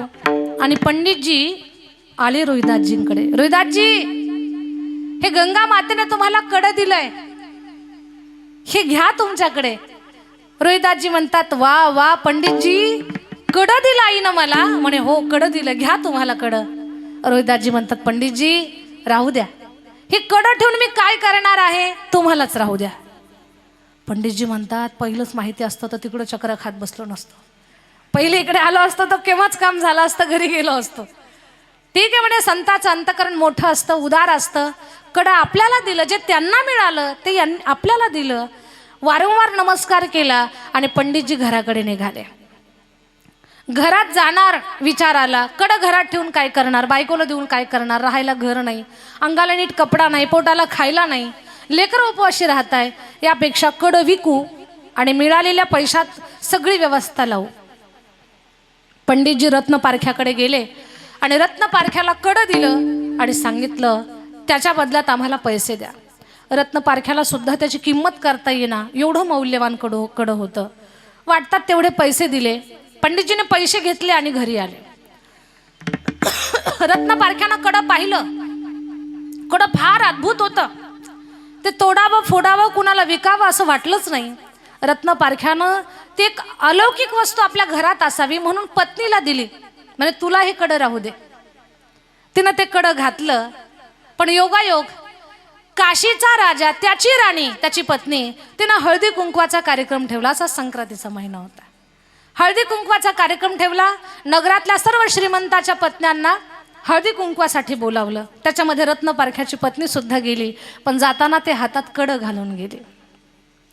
राणी सगळ्या महिलांना औक्षण करते, हळदी कुंकवाचं दान देते, पण तिचं लक्ष जिच्या कपाळी कुंकू लावते तिकडं नाही, त्या रत्नपारख्याच्या हातात, बायकोच्या हातातल्या कड्याकडे आहे.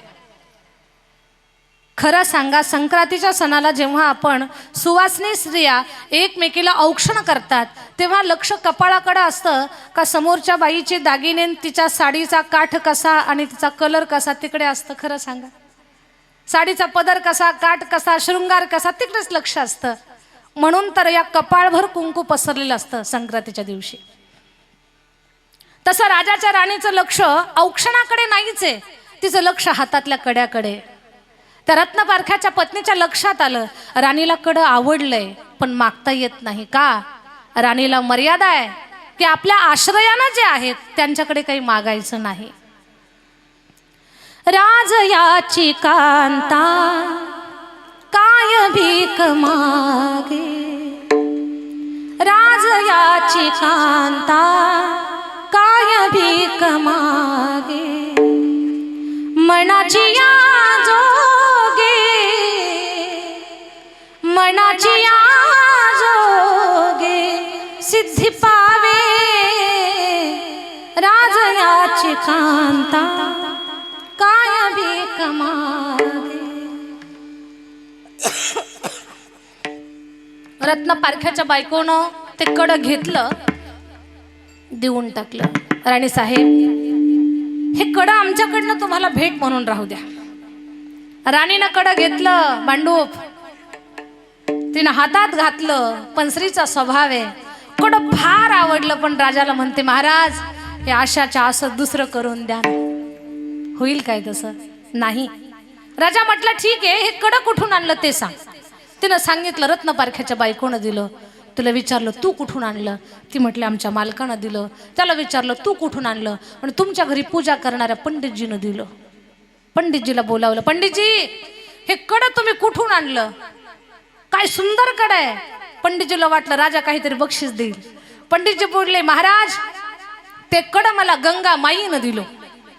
गंगा मा माझ्यावर प्रसन्न झाली आणि मला सोन्याचं कड दिलं. राजा म्हटला, वा वा वा पंडितजी, गंगा माईनं तुम्हाला कड दिलं? वा पंडितजी, खूप कौतुक वाटतंय. गंगा माईनं तुम्हाला कड दिलं, मी तुम्हाला अर्ध राज्य देतो, पण अर्ध राज्य देतो, पण आशाच्या असं दुसरं कड आणा. जर आणलं तर अर्ध राज्य, नाही तर पुढची तयारी लगेच. पंडितजी जणू गळ्यात घास फसावा ना, तसं झालं. पंडितजीला सुचना, आनंद झाला होता, पण सगळ्या आनंदात विरजन पडलो. कारण पंडितजीला माहिती होतं ते कड आपल्याला दिलेलं कुठं आणि काय खोटं बोलावं हे सुद्धा माणसाला कळालं पाहिजे. पचल एवढंच खोटं बोला, अपचन होईल असं बोलूच नका. अपचन झालं की त्रास होतो, मग ऍडमिट व्हावं लागतं. अपचन होईल एवढं खोटं बोलायचं नाही. पंडितजी परेशान 8 दिवसापासून हर हर गंगे, हो गंगे हर हर गंगे असाच टाहू फोडतात घाटावर जाऊन. ओ गंगा मैया, गंगा मैया हर हर गंगे. ए गंगामाई प्रगट हो, मला ते कड दे, कड दे. गंगामाई एक नाही, 2 नाही, गंगा मा मध्येच लाट तयार करते. पाण्यात उभे असलेले पंडितजी लगेच बाहेर पडतात. 8 दिवसापासून तिथं चक्कर खाल्ल्या, पण गंगामाई बोलली नाही, कड दिलं नाही. पंडितजीला फास दिसू लागला. शेवटचा प्रयत्न म्हणून रोहिदासजीकडे आले. रोहिदासजी म्हणतात, पंडितजी चेहरा सुकलाय तुमचा, तब्येत खराब झाली आहे, अशी का अवस्था झाली? म्हणे खूप मोठं संकट माझ्यावर आले आणि ते संकट टाळणं तुमच्या हातात आहे. म्हणे कसलं संकट आहे, मी कसं टाळणार? म्हणे त्या दिवशी तुम्ही नाही का 2 फुलं दिली होती, तेवढी 2 फुलं द्या. म्हणे कशासाठी? म्हणजे ती 2 फुलं दिली का मी गंगेला देतो, गंगा लगेच सोन्याचं कडं देईल आणि माझ्यावर मोठं संकट आलंय. तुम्ही जे पहिलं कडं मला दिलं होतं ते राजाच्या राणीपर्यंत गेलंय. राजानं सांगितलं आशाच्या असं दुसरं कडं पाहिजे. कडं मिळालं तर धराज्य, कडं नाही मिळालं तर माझ्या गळ्याला फास. लेकरा बाळाचा प्रपंच आहे माझा, मला वाचवा. रोहिदासजी म्हणतात पंडितजी त्या कड्यासाठी 2 फुलांचीही गरज नाही आणि गंगेच्या घाटावर सुद्धा जाण्याची गरज नाही. ते कडं या माझ्या चांबड्याच्या कोंड्यातून मी प्रगट करतो. आणि कसं काय? ती गंगा तिनं कडं दिलंय, चांबड्यातल्या पाण्याने नाही दिलं. रोहिदासजी म्हणतात पंडितजी विश्वनाथाच्या चरणाची सेवा करणारी जी गंगा आहे ना तीच गंगा माझ्या या चांबड्यामध्ये वास्तव्य करते. आणि तुम्हाला खोटं वाटू देऊ नका. पहा आता चांबड्यातल्या पाण्याला प्रार्थना केली, हे गंगा मा, महादेवाच्या जटेतून वाहणारी तू, विश्वनाथाच्या चरणाची सेवा करणारी तू, हे मा गंगे, तूच जर माझ्या कुंडामध्ये वास्तव्य करत असशील तर जे कडं तू पात्रातून दिलं ना तेच कडं तू या चांबड्याच्या कुंडातून दे. गंगेनं आवाज दिला त्या कुंडातून, पंडित रोहिदासजी तुम्हाला पात्रातून 1 कडं दिलं पण या कुंडातून 1000 कडे देण्याची माझी इच्छा आहे. मा 1000 कडे नकोय मला, 1च दे. जसे हात गंगेच्या पात्रातून आले होते ना तसेच हात कुंडातून बाहेर आले. तसंच ते कडं चमकायला लागलं. पंडितजी पुन्हा गोंधळले. पंडितजी म्हणतात रोहिदासजी ती गंगा तुमच्या कुंडात कशी? रोहिदासजीनं सांगितलं पंडितजी मन चंगा तो कठोती में गंगा. आपलं मन जर गंगेच्या पाण्या एवढं निर्मळ असेल ना तर या चांबडाच्या कुंडात सुद्धा ती प्रगट होईल. ती माझी मा गंगा या कुंडामध्ये आहे. कडं घेतलं, पंडितजीवरचं संकट टळलं. पण याच्यातून आपण शिकायचं आहे. रोहिदासजी स्वतःचं काम करत करत भगवंताचं भजन करत होते. त्या भजनाचा परिणाम असा झाला गंगेच्या पाण्या एवढं मन निर्मळ झालं नामचिंतनानं. आणि गंगेच्या पाण्या एवढं मन तर निर्मळ झालंच पण त्या भजनाचा परिणाम स्वतः रोहिदासजी पवित्र झाले, निर्मळ झाले, शुद्ध झाले. आणि त्या शुद्धतेचा परिणाम, त्या नामस्मरणाचा परिणाम शुद्धता प्राप्त झाली, संतत्व प्राप्त झालं. आणि त्यांच्या जवळ सर्व तीर्थ वास्तव्य करू लागली. त्यांच्या जवळ सगळे तीर्थ तिथं वास्तव्य करू लागले. त्यांच्या केवळ नामस्मरणाचा, त्या साधनेचा तो परिणाम आहे. आता पहा, नामस्मरणानं तीर्थ तर त्यांच्या कुंडामध्ये वास्तव्य करतायच, पण लौकिक वस्तू मागितली होती पंडितजीनं, ते काही मिनिटामध्ये रोहिदासजीनं प्राप्त करून दिली. याचा अर्थ असा आहे की भगवान परमात्माच्या नामाची ताकद अशी आहे, तुम्हाला जे पाहिजे ते तर मिळेलच, पण तुमचं नाव या मृत्यू लोकामध्ये अजर अमर पदापर्यंत पोहोचून जाईल. आपण ईश्वराचे लाडके होऊ, देवाची कृपा आपल्यावरती होईल. हे सगळं आपल्याला साध्य होईल केवळ एका नाम साधनेनं, भगवान परमात्माच्या नामचिंतनानं. विठ्ठल विठ्ठल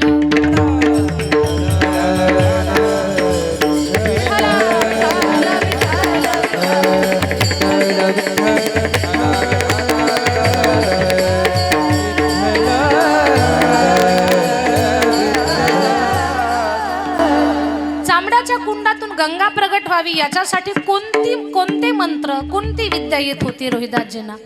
कुठली विद्या नाही, कुठले मंत्र नाही, कुठलं तंत्र नाही, काहीच नाही. त्यांचा एकच मंत्र रामकृष्ण हरी. त्यांचं एकच चिंतन भगवान परमात्माचं नाम. याच्या पलीकडे ते दुसरं काहीही करत नव्हते. अखंड भगवान परमात्माचं स्मरण करत राहिले. रामकृष्ण हरी म्हणा किंवा सीताराम म्हणा किंवा हरे राम राम राम हरे हरे, जो मंत्र आपल्या गुरुनं आपल्याला दिलेला आहे त्या मंत्राचं अखंड चिंतन करत होते किंवा नामसाधना. त्या नामसाधनेचा परिणाम असा झाला की रोहिदासजींचं तर उदाहरण सांगितलंय मी. हे सगळ्या संतांच्या बाबतीमध्ये आहे. नामाचा प्रभाव फार मोठा आहे. भगवान परमात्माचं नामस्मरण करावं आणि आपण आपल्या जीवनातल्या सगळ्या अडचणींना पायबंद घालावा किंवा सगळ्या अडचणी संपवाव्यात. कितीतरी प्रमाण, कितीतरी पुरावे आहेत. नामाच्या चिंतने 12 वाटा पडती विघ्ने. आणि हे नाम फार सोपं आहे. नामसंकीर्तन साधन पै सोपे, जळतील पापे जन्मांतरीची, नामस्मरणानं त्रिविध ताप नष्ट होतात, भगवत नामानं पाप कमी होतं, भगवत नामानं आपलं दुष्कर प्रारब्ध संपतं, भगवान परमात्माचं नामस्मरण करावं, आपल्या जीवनातल्या अडचणी कमी व्हाव्यात. हे फार सोपं सूत्र आहे. आता अलीकडे उभ्या जगाला प्रेमानंद महाराजांच्या बद्दल आकर्षण निर्माण झालं. प्रेमानंद बाबांना किती लोक युट्यूबला पाहतात बरं? बऱ्यापैकी लोक आहेत की ते प्रेमानंद बाबांना युट्यूबला पाहतात. कान देऊन ऐका बरं भांडो. वृंदावनाच्या मातीमध्ये असे एक महात्मा आहेत, तसे खूप सारे संत आहेत वृंदावनाच्या भूमीमध्ये, पण सगळ्या जगाला आकर्षण आहेत असे एक संत आहेत, त्यांचं नाव प्रेमानंद बाबा आहे. लक्ष देऊन ऐका. त्या प्रेमानंद बाबांना 20 वर्षापेक्षा जास्त काळ झाला. त्यांना दोन्ही किडण्या नाहीत. कलियुगातली सत्य घटना सद्यस्थितीला सत्य आहे. त्यांना 20 वर्षापासून दोन्ही किडण्या नाहीत. लोक खूप चतुर लोक म्हटली, बाबा तुम्हाला दोन्ही किडण्या नाहीत, पण आमचा भरवसाच बसना. बाबांनी दाखवलं कशी कशी त्यांची ट्रीटमेंट चालू आहे. दोन्ही किडण्या नाहीत त्यांना. त्यांना कोणीतरी विचारलं, बाबा दोन्ही किडण्या नाहीत हो तुम्हाला, पण तुमच्या चेहऱ्यावरचं तेज म्हणजे जणू 2.5 वर्षाचं लेकरू आहे. एवढी तेजस्विता आहे तुमच्या चेहऱ्यावरती. रोज पहाटे वृंदावन परिक्रमेला जातात. ऊन असू दे, वारा असू दे, पाऊस असू दे, वृंदावन परिक्रमेला जातात.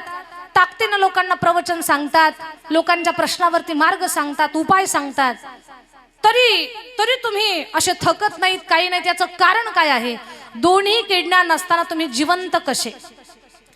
एक किडनी फेल झाली तर दुसरीला भले टाइम असेल 4 वर्षाचा 10 वर्षाचा, पण चिंतेनं आपण तो टाइम हाफ टाइम करून आणतो. आपण एवढे घाबरतो. डॉक्टरनं सांगितलं तुम्ही अजून 10 वर्ष जगताल एका किडनीवर, पण रोज रोज रोज रोज त्याचं चिंता आणि चिंतन करून करून करून 10 वर्षाचं आयुष्य आपण लगेच 5 वर्षावरती आणतो. चेहरा पडलेला सुकलेला असतो. कुणी आलं की काय झालं? काही नाही म्हणे, किडनी फेल झाली. पण प्रेमानंद बाबांना विचारलं, बाबा तुम्हाला दोन्ही किडण्या नाही, तुम्ही जिवंत कसे? बाबांनी सांगितलं, माझी एक किडनी राधा आहे, दुसरी किडनी कृष्ण आहे. रात्रंदिवस राधा राधा राधा राधा राधा भजन करतात. राधे सुद्धा नाही बरं, राधे सुद्धा नाही, फक्त राधा. आणि कधी कधी भाग्यवान समजते मी स्वतःला. त्या महात्म्याच्या समोर खूप मोठी मोठी लोक त्यांच्यासोबत संवाद करतात, वार्तालाप करतात. गाण्यातली स्टार लोक जातात तिथे, त्यांच्यासमोर गायन करतात. त्यात आणि राजकारणातले तर खूप मोठे मोठे लोक आपण यूट्यूबला पाहतो. परदेशातली लोक येतात. सिने स्टार, क्रिकेटपटू, विराट कोहली काय, अनुष्का शर्मा काय, शिल्पा शेट्टी काय, हेमा मालिनी काय, हे सगळे स्टार लोक त्यांच्याकडे जातात. भारतातले नवल नाही, परदेशातले लोक येतात नवल नाही. पाकिस्तानमधले एक मौलाना सुद्धा त्यांच्यासोबत सत्संग करायला आलेले होते की बाबा हे काय आहे सगळं अद्भुत. तर त्या महात्म्याच्या समोर आम्हाला भजन गाण्याचा योग प्राप्त झाला. आणि आम्ही जेव्हा भजन गात होतो ना, त्यावेळेला त्यांच्या डोळ्यातून अश्रू येत होते. तर मला सांगायचं एवढंच आहे तुम्हाला, मी स्वतः प्रत्यक्ष, आपल्यापैकी तर बऱ्याच लोकांनी पाहिलं असेल, पण आम्ही फार जवळून पाहिलंय त्यांना, फार जवळून. कारण आम्ही इथे भजन म्हणतो ते इथे बसलेले होते. त्यांच्या चेहऱ्याकडे पाहून आणि त्यांच्या वाणीकडे पाहून असं वाटतच नाही त्यांना कुठला आजार आहे. आणि त्या भयंकर अशा आजारावर दोन्ही किडण्या नसणारा माणूस त्या आजारावर मात करतो, त्याचं एकच कारण आहे, त्यांनी अखंड करत असलेले भजन. राधा राधा नामस्मरण ही नामाची ताकद आहे. म्हणून संत सांगतात, बाबांनो, ब्रह्मा बोले राधे राधे, विष्णू बोले राधे राधे, ब्रह्मा बोले राधे राधे, सर्वांनी म्हणा, विष्णू बोले राधे, ब्रह्मा बोले राधे राधे, विष्णू बोले राधे राधे, ब्रह्मा बोले राधे राधे, विष्णू बोले राधे. डमरू से आवाज आई, शिवजी की डमरू से आवाज आई, शिवजी के डमरू से आवाज आई, शिवजी की डमरू से आवाज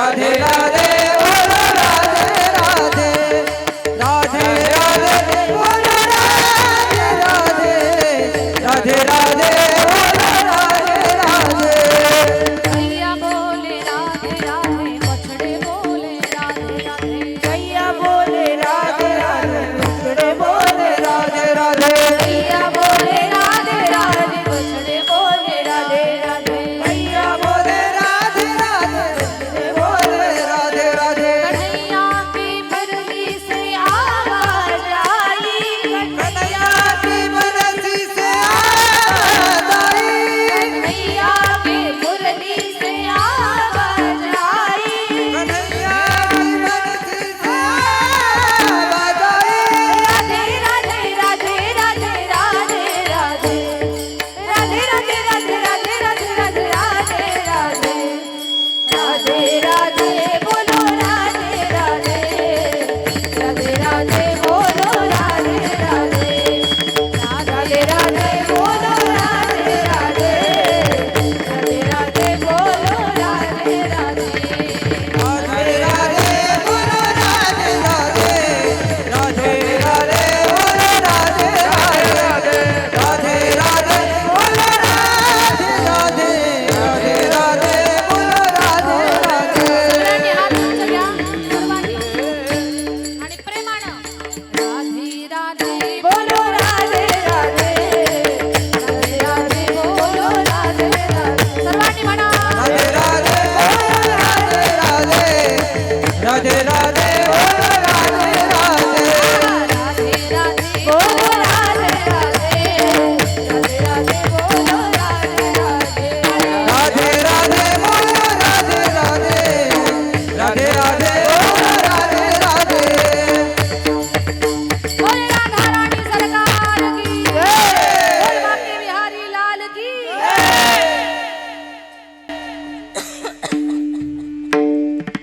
भगवंताच्या नामाची ताकद फार अद्भुत आहे. भगवान परमात्माचं नाम हे बहुगुणी औषधासारखं आहे. बांडू देवाचं भजन केलं ना बाकी काहीच करण्याची गरज नाही. कुणी म्हणाल मग काही घर पाहायचं नाही, प्रपंच पाहायचं नाही, हे काहीच पाहायचं नाही का? त्यात राहून भगवंताचं भजन करायचं, जबाबदारीला कधी पाठ फिरवायची नाही. देवाचं नाम हे बहुगुणी औषधासारखं आहे. जसं एखादं औषध अनेक आजारावरती चालतं ना तसं देवाचं नाव आहे. हे पटवून देण्यासाठी एक गोष्ट सांगते तुम्हाला. वेळ तशी संपली माझी. शेवटची गोष्ट सांगते आणि कार्यक्रमाची सांगता करते. एका गावामध्ये एक डॉक्टर होते. ज्यांचं पोट साफ होत नाही ना ते लोक त्या डॉक्टरकडे जायचे. त्या डॉक्टरला तेवढंच औषध देता येत होतं पोट साफ होण्याचं. त्यांच्या हाताखाली एक माणूस होता, तो काम करायचा, फक्त पुड्या बांधत होता औषधाच्या. तो माणूस म्हटला 10 वर्ष झाले मी एकाच औषधाची पुडी बांधतोय, मग कमी पगारात राहण्यापेक्षा स्वतःचं हॉस्पिटल टाकू. आता मला अनुभव पण आलेला आहे. काही हरकत नाही, प्रयत्न माणसाने केले पाहिजे. असंच एक गाव पाहिलं, गावात त्यानं स्वतःचं हॉस्पिटल टाकलं. जाहिरात असली केली ना, म्हणजे आपल्या गावात असले डॉक्टर आलेले आहेत, कसल्याही प्रकारचा आजार असेल तर रामबाण उपाय. योगायोगानं पहिलं पेशंट आलं, पोट साफ होत नाही असंच. त्याला औषध दिलं. त्याला विचारलं काय होतंय तुला? म्हणे माझं पोट साफ होत नाही. म्हणे एकच काम करा, सकाळ दुपार संध्याकाळ औषध घ्या, तुमचं पोट साफ होईल. त्या माणसाला गुण आला, कारण त्याचा आजारच तो होता. पण ज्याला गुण आला ना तो गावातला नारद दिसून त्याला सांगत सुटला. आपल्या गावात 1 नंबर डॉक्टर आले, ज्याचं पोट साफ होत नाही त्यानं तिथं जा, किंवा तुमचा कोणताही आजार असो त्या डॉक्टरकडे जा, तुम्हाला त्याच्यावरती उपाय मिळेल. सांगत सुटला माणूस. रस्त्यावर एक कुंभारदादा निघालेले होते. कुंभारदादाचं तोंड असं झालं होतं जणू घड्याळाचे सगळे काटे एका जागेवर आलेले होते. घड्याळाचे सर्व काटे एका जागेवर येतात आणि काट्यांचं टोक वरच्या दिशेला असतं, तेव्हा घड्याळात किती वाजतात? हां, तसलं तोंड झालेलं होतं. त्यांना विचारलं काय झालं तुम्हाला? काही नाही म्हणे, माझं गाढव हरवलंय. तो माणूस म्हटला टेन्शन घेऊ नका, डॉक्टरकडे जा आणि औषध घ्या, गाढव सापडेल. म्हणे तू का गाढव आहेस का? माझं गाढव हरवलंय आणि तू म्हणतो का डॉक्टरकडे जा, गाढव सापडेल. असं कुठं असतं का? माझं टेन्शन काय आहे तो डॉक्टरकडे पाठवतो. म्हणे तुम्ही फक्त जाऊन तर पहा. आणि मग कुंभारदादा वैतागलेले होते. ते म्हणे असंही लोक मला पैसे मागायला येतील, मी परेशान होईल, मग तसं मरण्यापेक्षा औषध खाऊन मरू. तो आला डॉक्टरांकडे. डॉक्टरनं विचारलं काय झालं तुम्हाला, काय दुखतंय? म्हणे माझं गाढव हरवलंय. म्हणे टेन्शन घेऊ नका, सकाळ दुपार संध्याकाळ हे औषध खा, तुमचं गाढव सापडेल. आता असं कुठं असतं का? पण कुंभारदादा वैतागलेले होते. ते म्हटले डॉक्टरला काहीच कळत नाही, पण औषध खाऊ आपण, मरायचं आहे आपल्याला औषध खाऊन. कुंभारदादाची तब्येत चांगली होती, पण औषध घेतलं सकाळ दुपार संध्याकाळ. असले जुलाब लागले ना, बाप रे बाप. त्यांची तब्येत ठीकठाक होती, पण औषध खाऊन जुलाब लागले. घे लोटा की जा डोंगरावर, घे लोटा की जा डोंगरावर. डोंगर चढून उतरून हैराण कुंभारदादा. कुंभारदादा म्हटले डोंगराची चढ उतर करण्यापेक्षा इथंच डोंगरावर बसतो आता. कुंभारदादा डोंगरावरच बसले आणि त्यांनी थोड्या वेळानं पाहिलं त्यांचं गाढव चरत चरत चरत आलेलं होतं. कुंभारदादा म्हटले डॉक्टरच्या औषधाचा त्रास झाला, पण गुण आला बरं का. सगळीकडे त्या कुंभारदादाने जाहिरात चालू केली, आपल्या गावात 1 नंबर डॉक्टर, कोणताही आजार असू दे रामबाण उपाय. त्या नगराची राणी, राजा तिला काही सांभाळत नव्हता. राणी म्हटली असल्या जगण्यापेक्षा मेलेलं बरं. कुंभारदादा म्हटले मरायचं नाही, टेन्शन घ्यायचं नाही, डॉक्टरकडे जा, डॉक्टरला बोलवा, तुमच्या आजार टेन्शनवरती उपाय. म्हणे माझं टेन्शन वेगळं आहे, डॉक्टर काय करणार आहे? म्हणजे डॉक्टरला बोलवा. डॉक्टरला बोलावलं. डॉक्टरने विचारलं काय झालं राणी साहेब? म्हणजे राजा सांभाळत नाही. म्हणजे टेन्शन घेऊ नका, सकाळ दुपार संध्याकाळ औषध खा. राणी म्हटली याला काहीच कळत नाही वाटतं, पण खाऊ औषध, असंही मरायचंय. राणीनं औषध खाल्लं. असले जुलाब लागले ना राणीला, घायाळ झाली, परेशान, आता मरणार ती. सगळ्या नगरीमध्ये चर्चा, राजा राणीला सांभाळत नाही, राजा राणीला सांभाळत नाही. एकच चर्चा. चर्चा राजाच्या कानावर गेली की लोकात अशी चर्चा आहे की राजा राणीला सांभाळत नाही.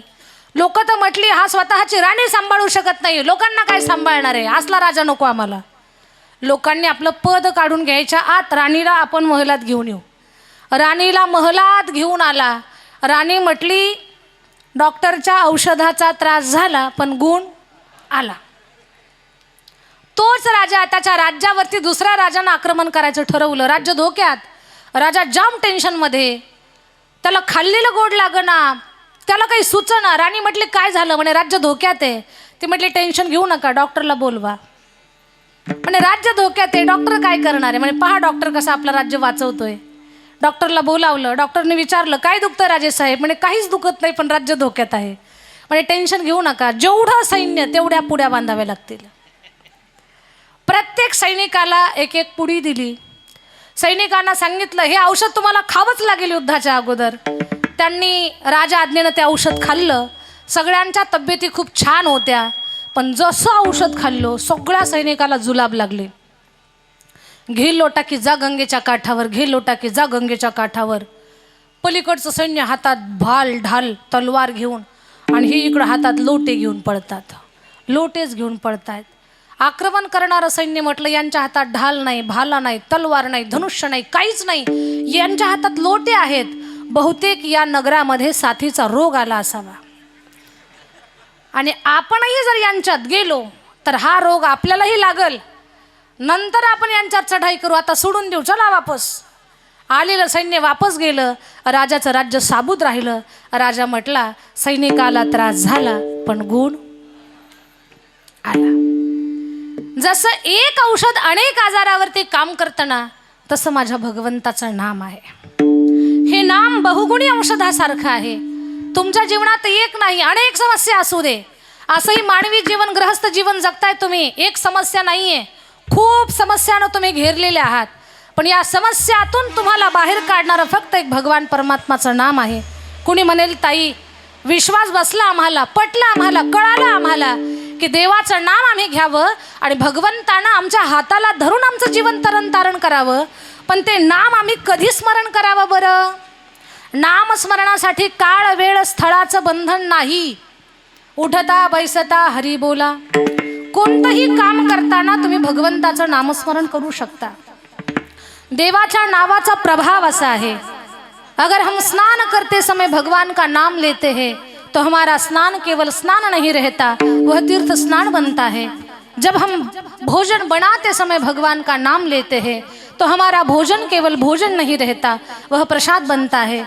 जब हम खाना खाते समय भगवान का नाम लेते हैं तो हमारा खाना केवल खाना नहीं, वह यज्ञ बनता है। जब हम चलते समय भगवान का नाम जाप करते हैं तो चलना केवल चलना नहीं, वह तीर्थ यात्रा बनता है।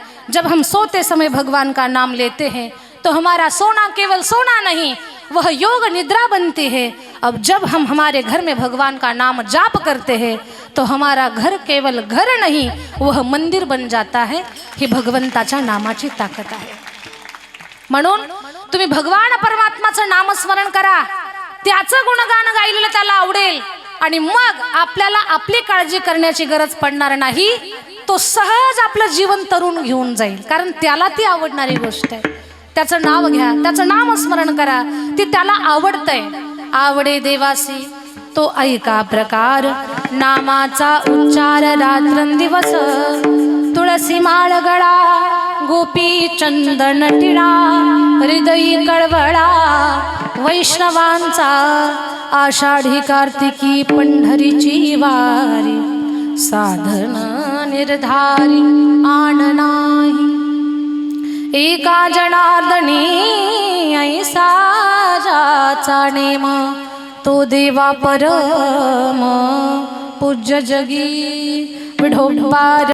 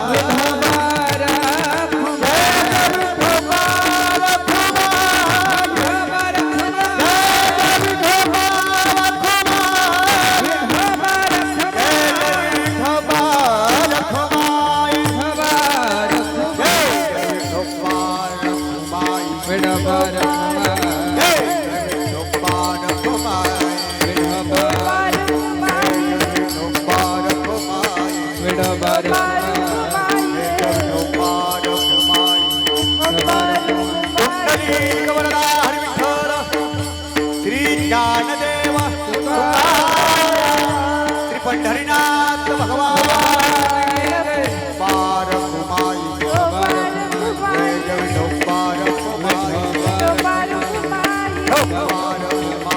Gopal Kumar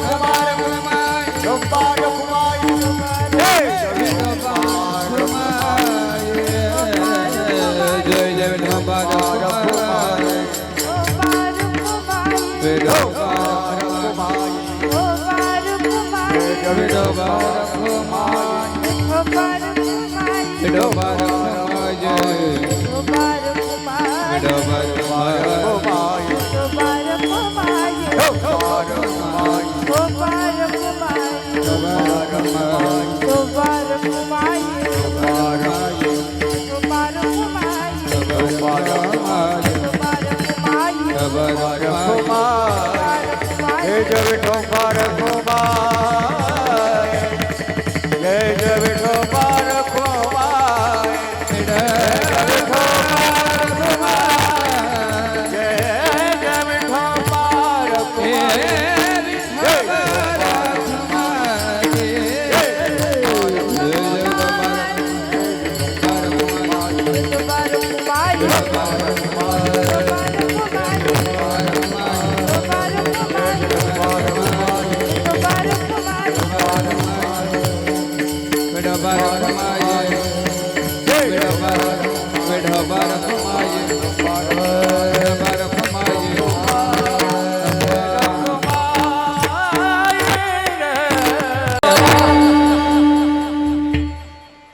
या सुंदर विठ्ठल रुक्माईच्या रूपाला एकदा आपण टाळी वाजवू.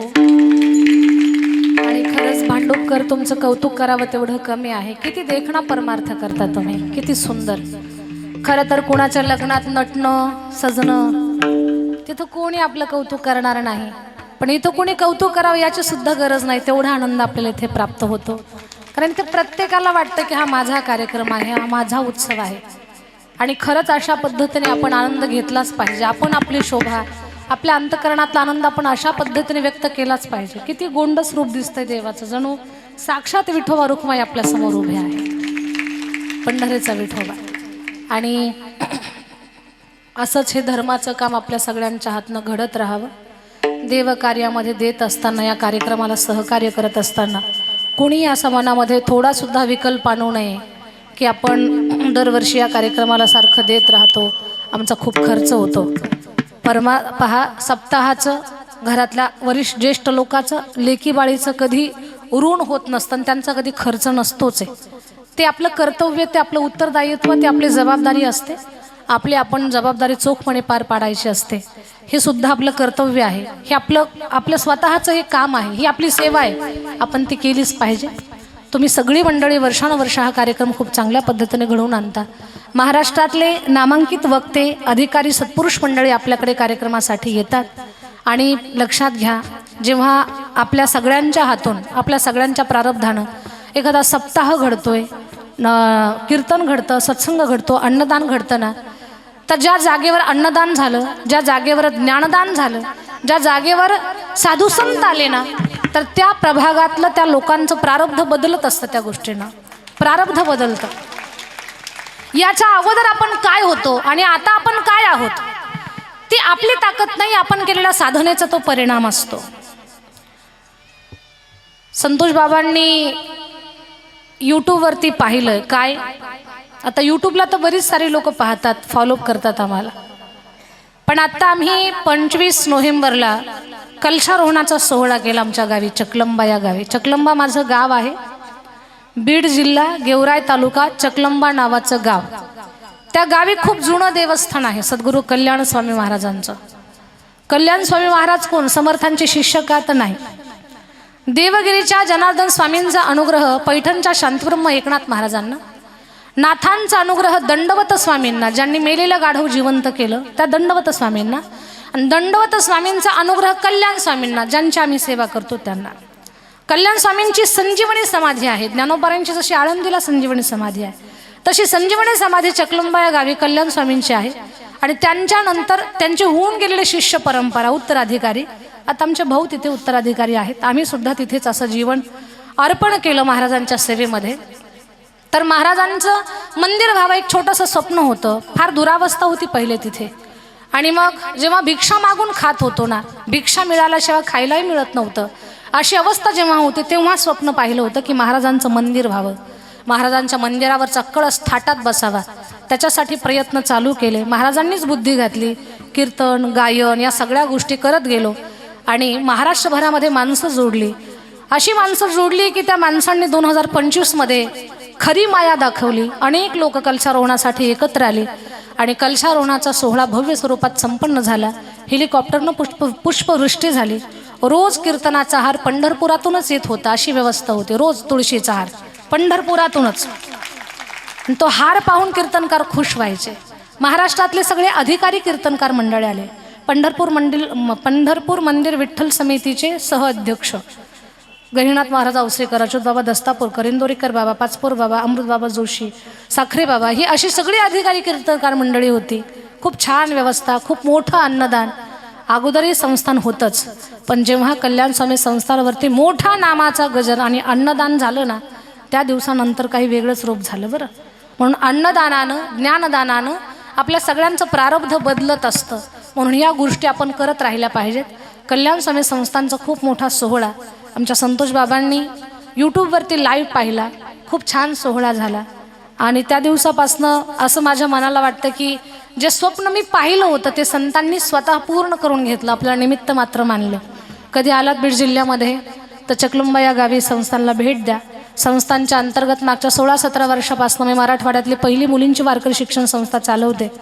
त्या संस्थेमध्ये एका मुलीपासून चालू केलेली संस्था आज 300हून अधिक मुली तिथे कथा कीर्तनाचा अभ्यास करतात.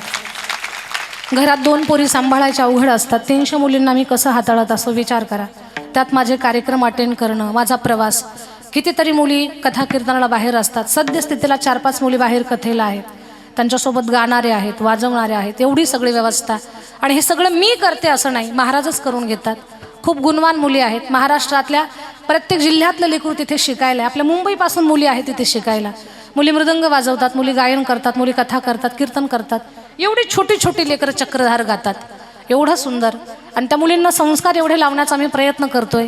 एखाद वेळेस गाणं कमी जास्त जमल, कीर्तन कमी जास्त जमल, पण बाई तू जगणं शिकून घे, हे तिला आवर्जून आम्ही सांगतो.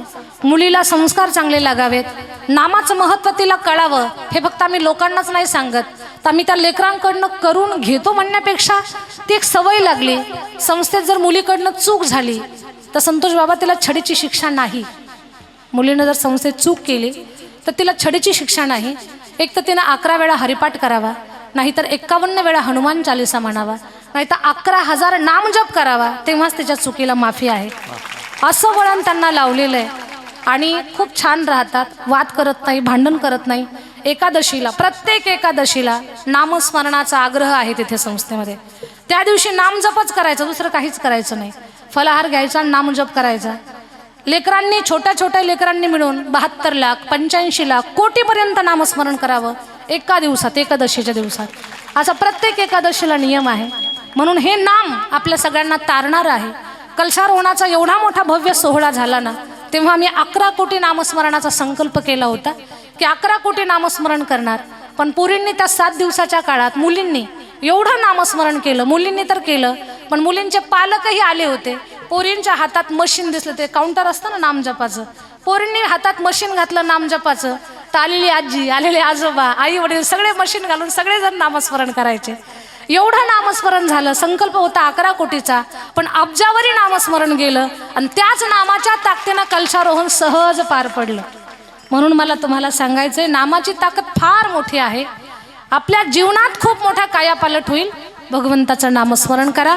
हा सोहळा जोपर्यंत तुमच्या हातात ताकद आहे, देव जोपर्यंत तुम्हाला देतोय, तोपर्यंत ताकदीनं दान पुण्य करून, अन्नदान करून, देणगी दान देऊन, सप्ताहाला मदत करून, हे आपलं कर्तव्य, आपली जबाबदारी आहे.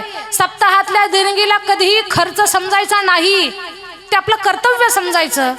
वर्षभरात देव जर आपल्याला लाख रुपये देत असेल तर 10,000 रुपये किंवा 1,000 रुपये आपण या कार्याला द्यायला काहीही हरकत नाही. भगवान परमात्मा आपल्याला 10 लाख देत असेल तर तुम्ही 1 लाख द्या तर म्हणणारच नाही मी. किमान 10-20 हजार रुपये या सत्कर्माच्या, धर्माच्या कामाला द्यायला काही हरकत नाही. माणसं तंबाखूवरही खर्च करतात, पण देव धर्मात देताना हात कात्रा करतात. देव कार्यात द्या. व्यासपीठावर उभं राहून सांगते, काहीही कमी पडणार नाही. खायला अन्न नव्हतं, पण कोट्यावधीचं बांधकाम चकलंबा संस्थांवरती झालं. ही भगवंताच्या नामाची लीला आहे. तुमच्याकडे काय आपण सोबत आणलं होतं, पण आज खूप काही दिलंय त्यानं, हे त्यानं दिलेलं आहे, हे जाणून घ्या. त्याच्या कार्यात द्या. त्याच्या कार्यात देताना मनामध्ये कसल्याही प्रकारचा कंजूस भाव ठेवू नका. देत चाला, देत चाला. व्यासपीठावर उभं राहून सांगते, तुम्ही 1 रुपये द्याल तर त्याचे 100 रुपये देण्याची त्याची तयारी असते. फक्त तो परीक्षा घेत असतो, हा रुपया खिशातून काढतो का नाही. म्हणून याच्या कार्यात देत चाला. आणि कल्याण स्वामी संस्थान हे सुद्धा आपल्यासारख्या भाविकांच्या सहकार्यातून उभं आहे. कुठले राजकीय शासकीय मदत त्या संस्थानला नाही आहे. आपल्यापैकी कोणाला वाटत असेल, ताई आम्ही यूट्यूबला खूप ऐकलंय तुम्हाला, संस्थांबद्दलही आम्हाला माहिती आहे. कल्याण स्वामी संस्थांच्या बांधकामामध्ये आम्हाला तुम्हाला सहकार्य करायचं आहे. अशा भाविकांची मदत आम्ही स्वीकारू. पण असं कोणी म्हणू नका की पहिल्या दिवशी दिदींना आम्ही खूप मोठी देणगी दिली, त्यांना मदत केली, आता सप्ताहाला देणार नाहीत, असं नको. एक वेळेला आम्हाला नाही दिलं तरी चालेल, पण हा तुमचा कार्यक्रम तुम्ही ताकदीनं पुढे घेऊन जायचा आहे. खूप सहकार्य करायचं आहे. कार्यकर्ते मंडळीला त्यांनी उचललेलं हे खांद्यावरचं वजन नाही वाटलं पाहिजे, त्यांना कौतुक वाटलं पाहिजे. आणि सगळ्यांनी सहकार्य करून हा सुंदर कार्यक्रम तुमच्या सगळ्यांच्या सहकार्यातून, दानदातृत्वातून आणखी सुंदर व्हावा, ही तुमच्या सगळ्यांना शुभेच्छा. खूप जास्तीचा वेळ मी घेतला. वयस्कर माणसं माझ्या समोर आहेत. कोणाला पाठीचा त्रास असतो, कोणाला गुडघ्याचा त्रास असतो, कोणाला झोपेचाही त्रास असतो. माझ्यामुळे त्रास झाला असेल, क्षमा असावी. प्रेमानं भोजन करू आपण. ज्ञानेश्वरा माऊली ज्ञानेश्वर माऊली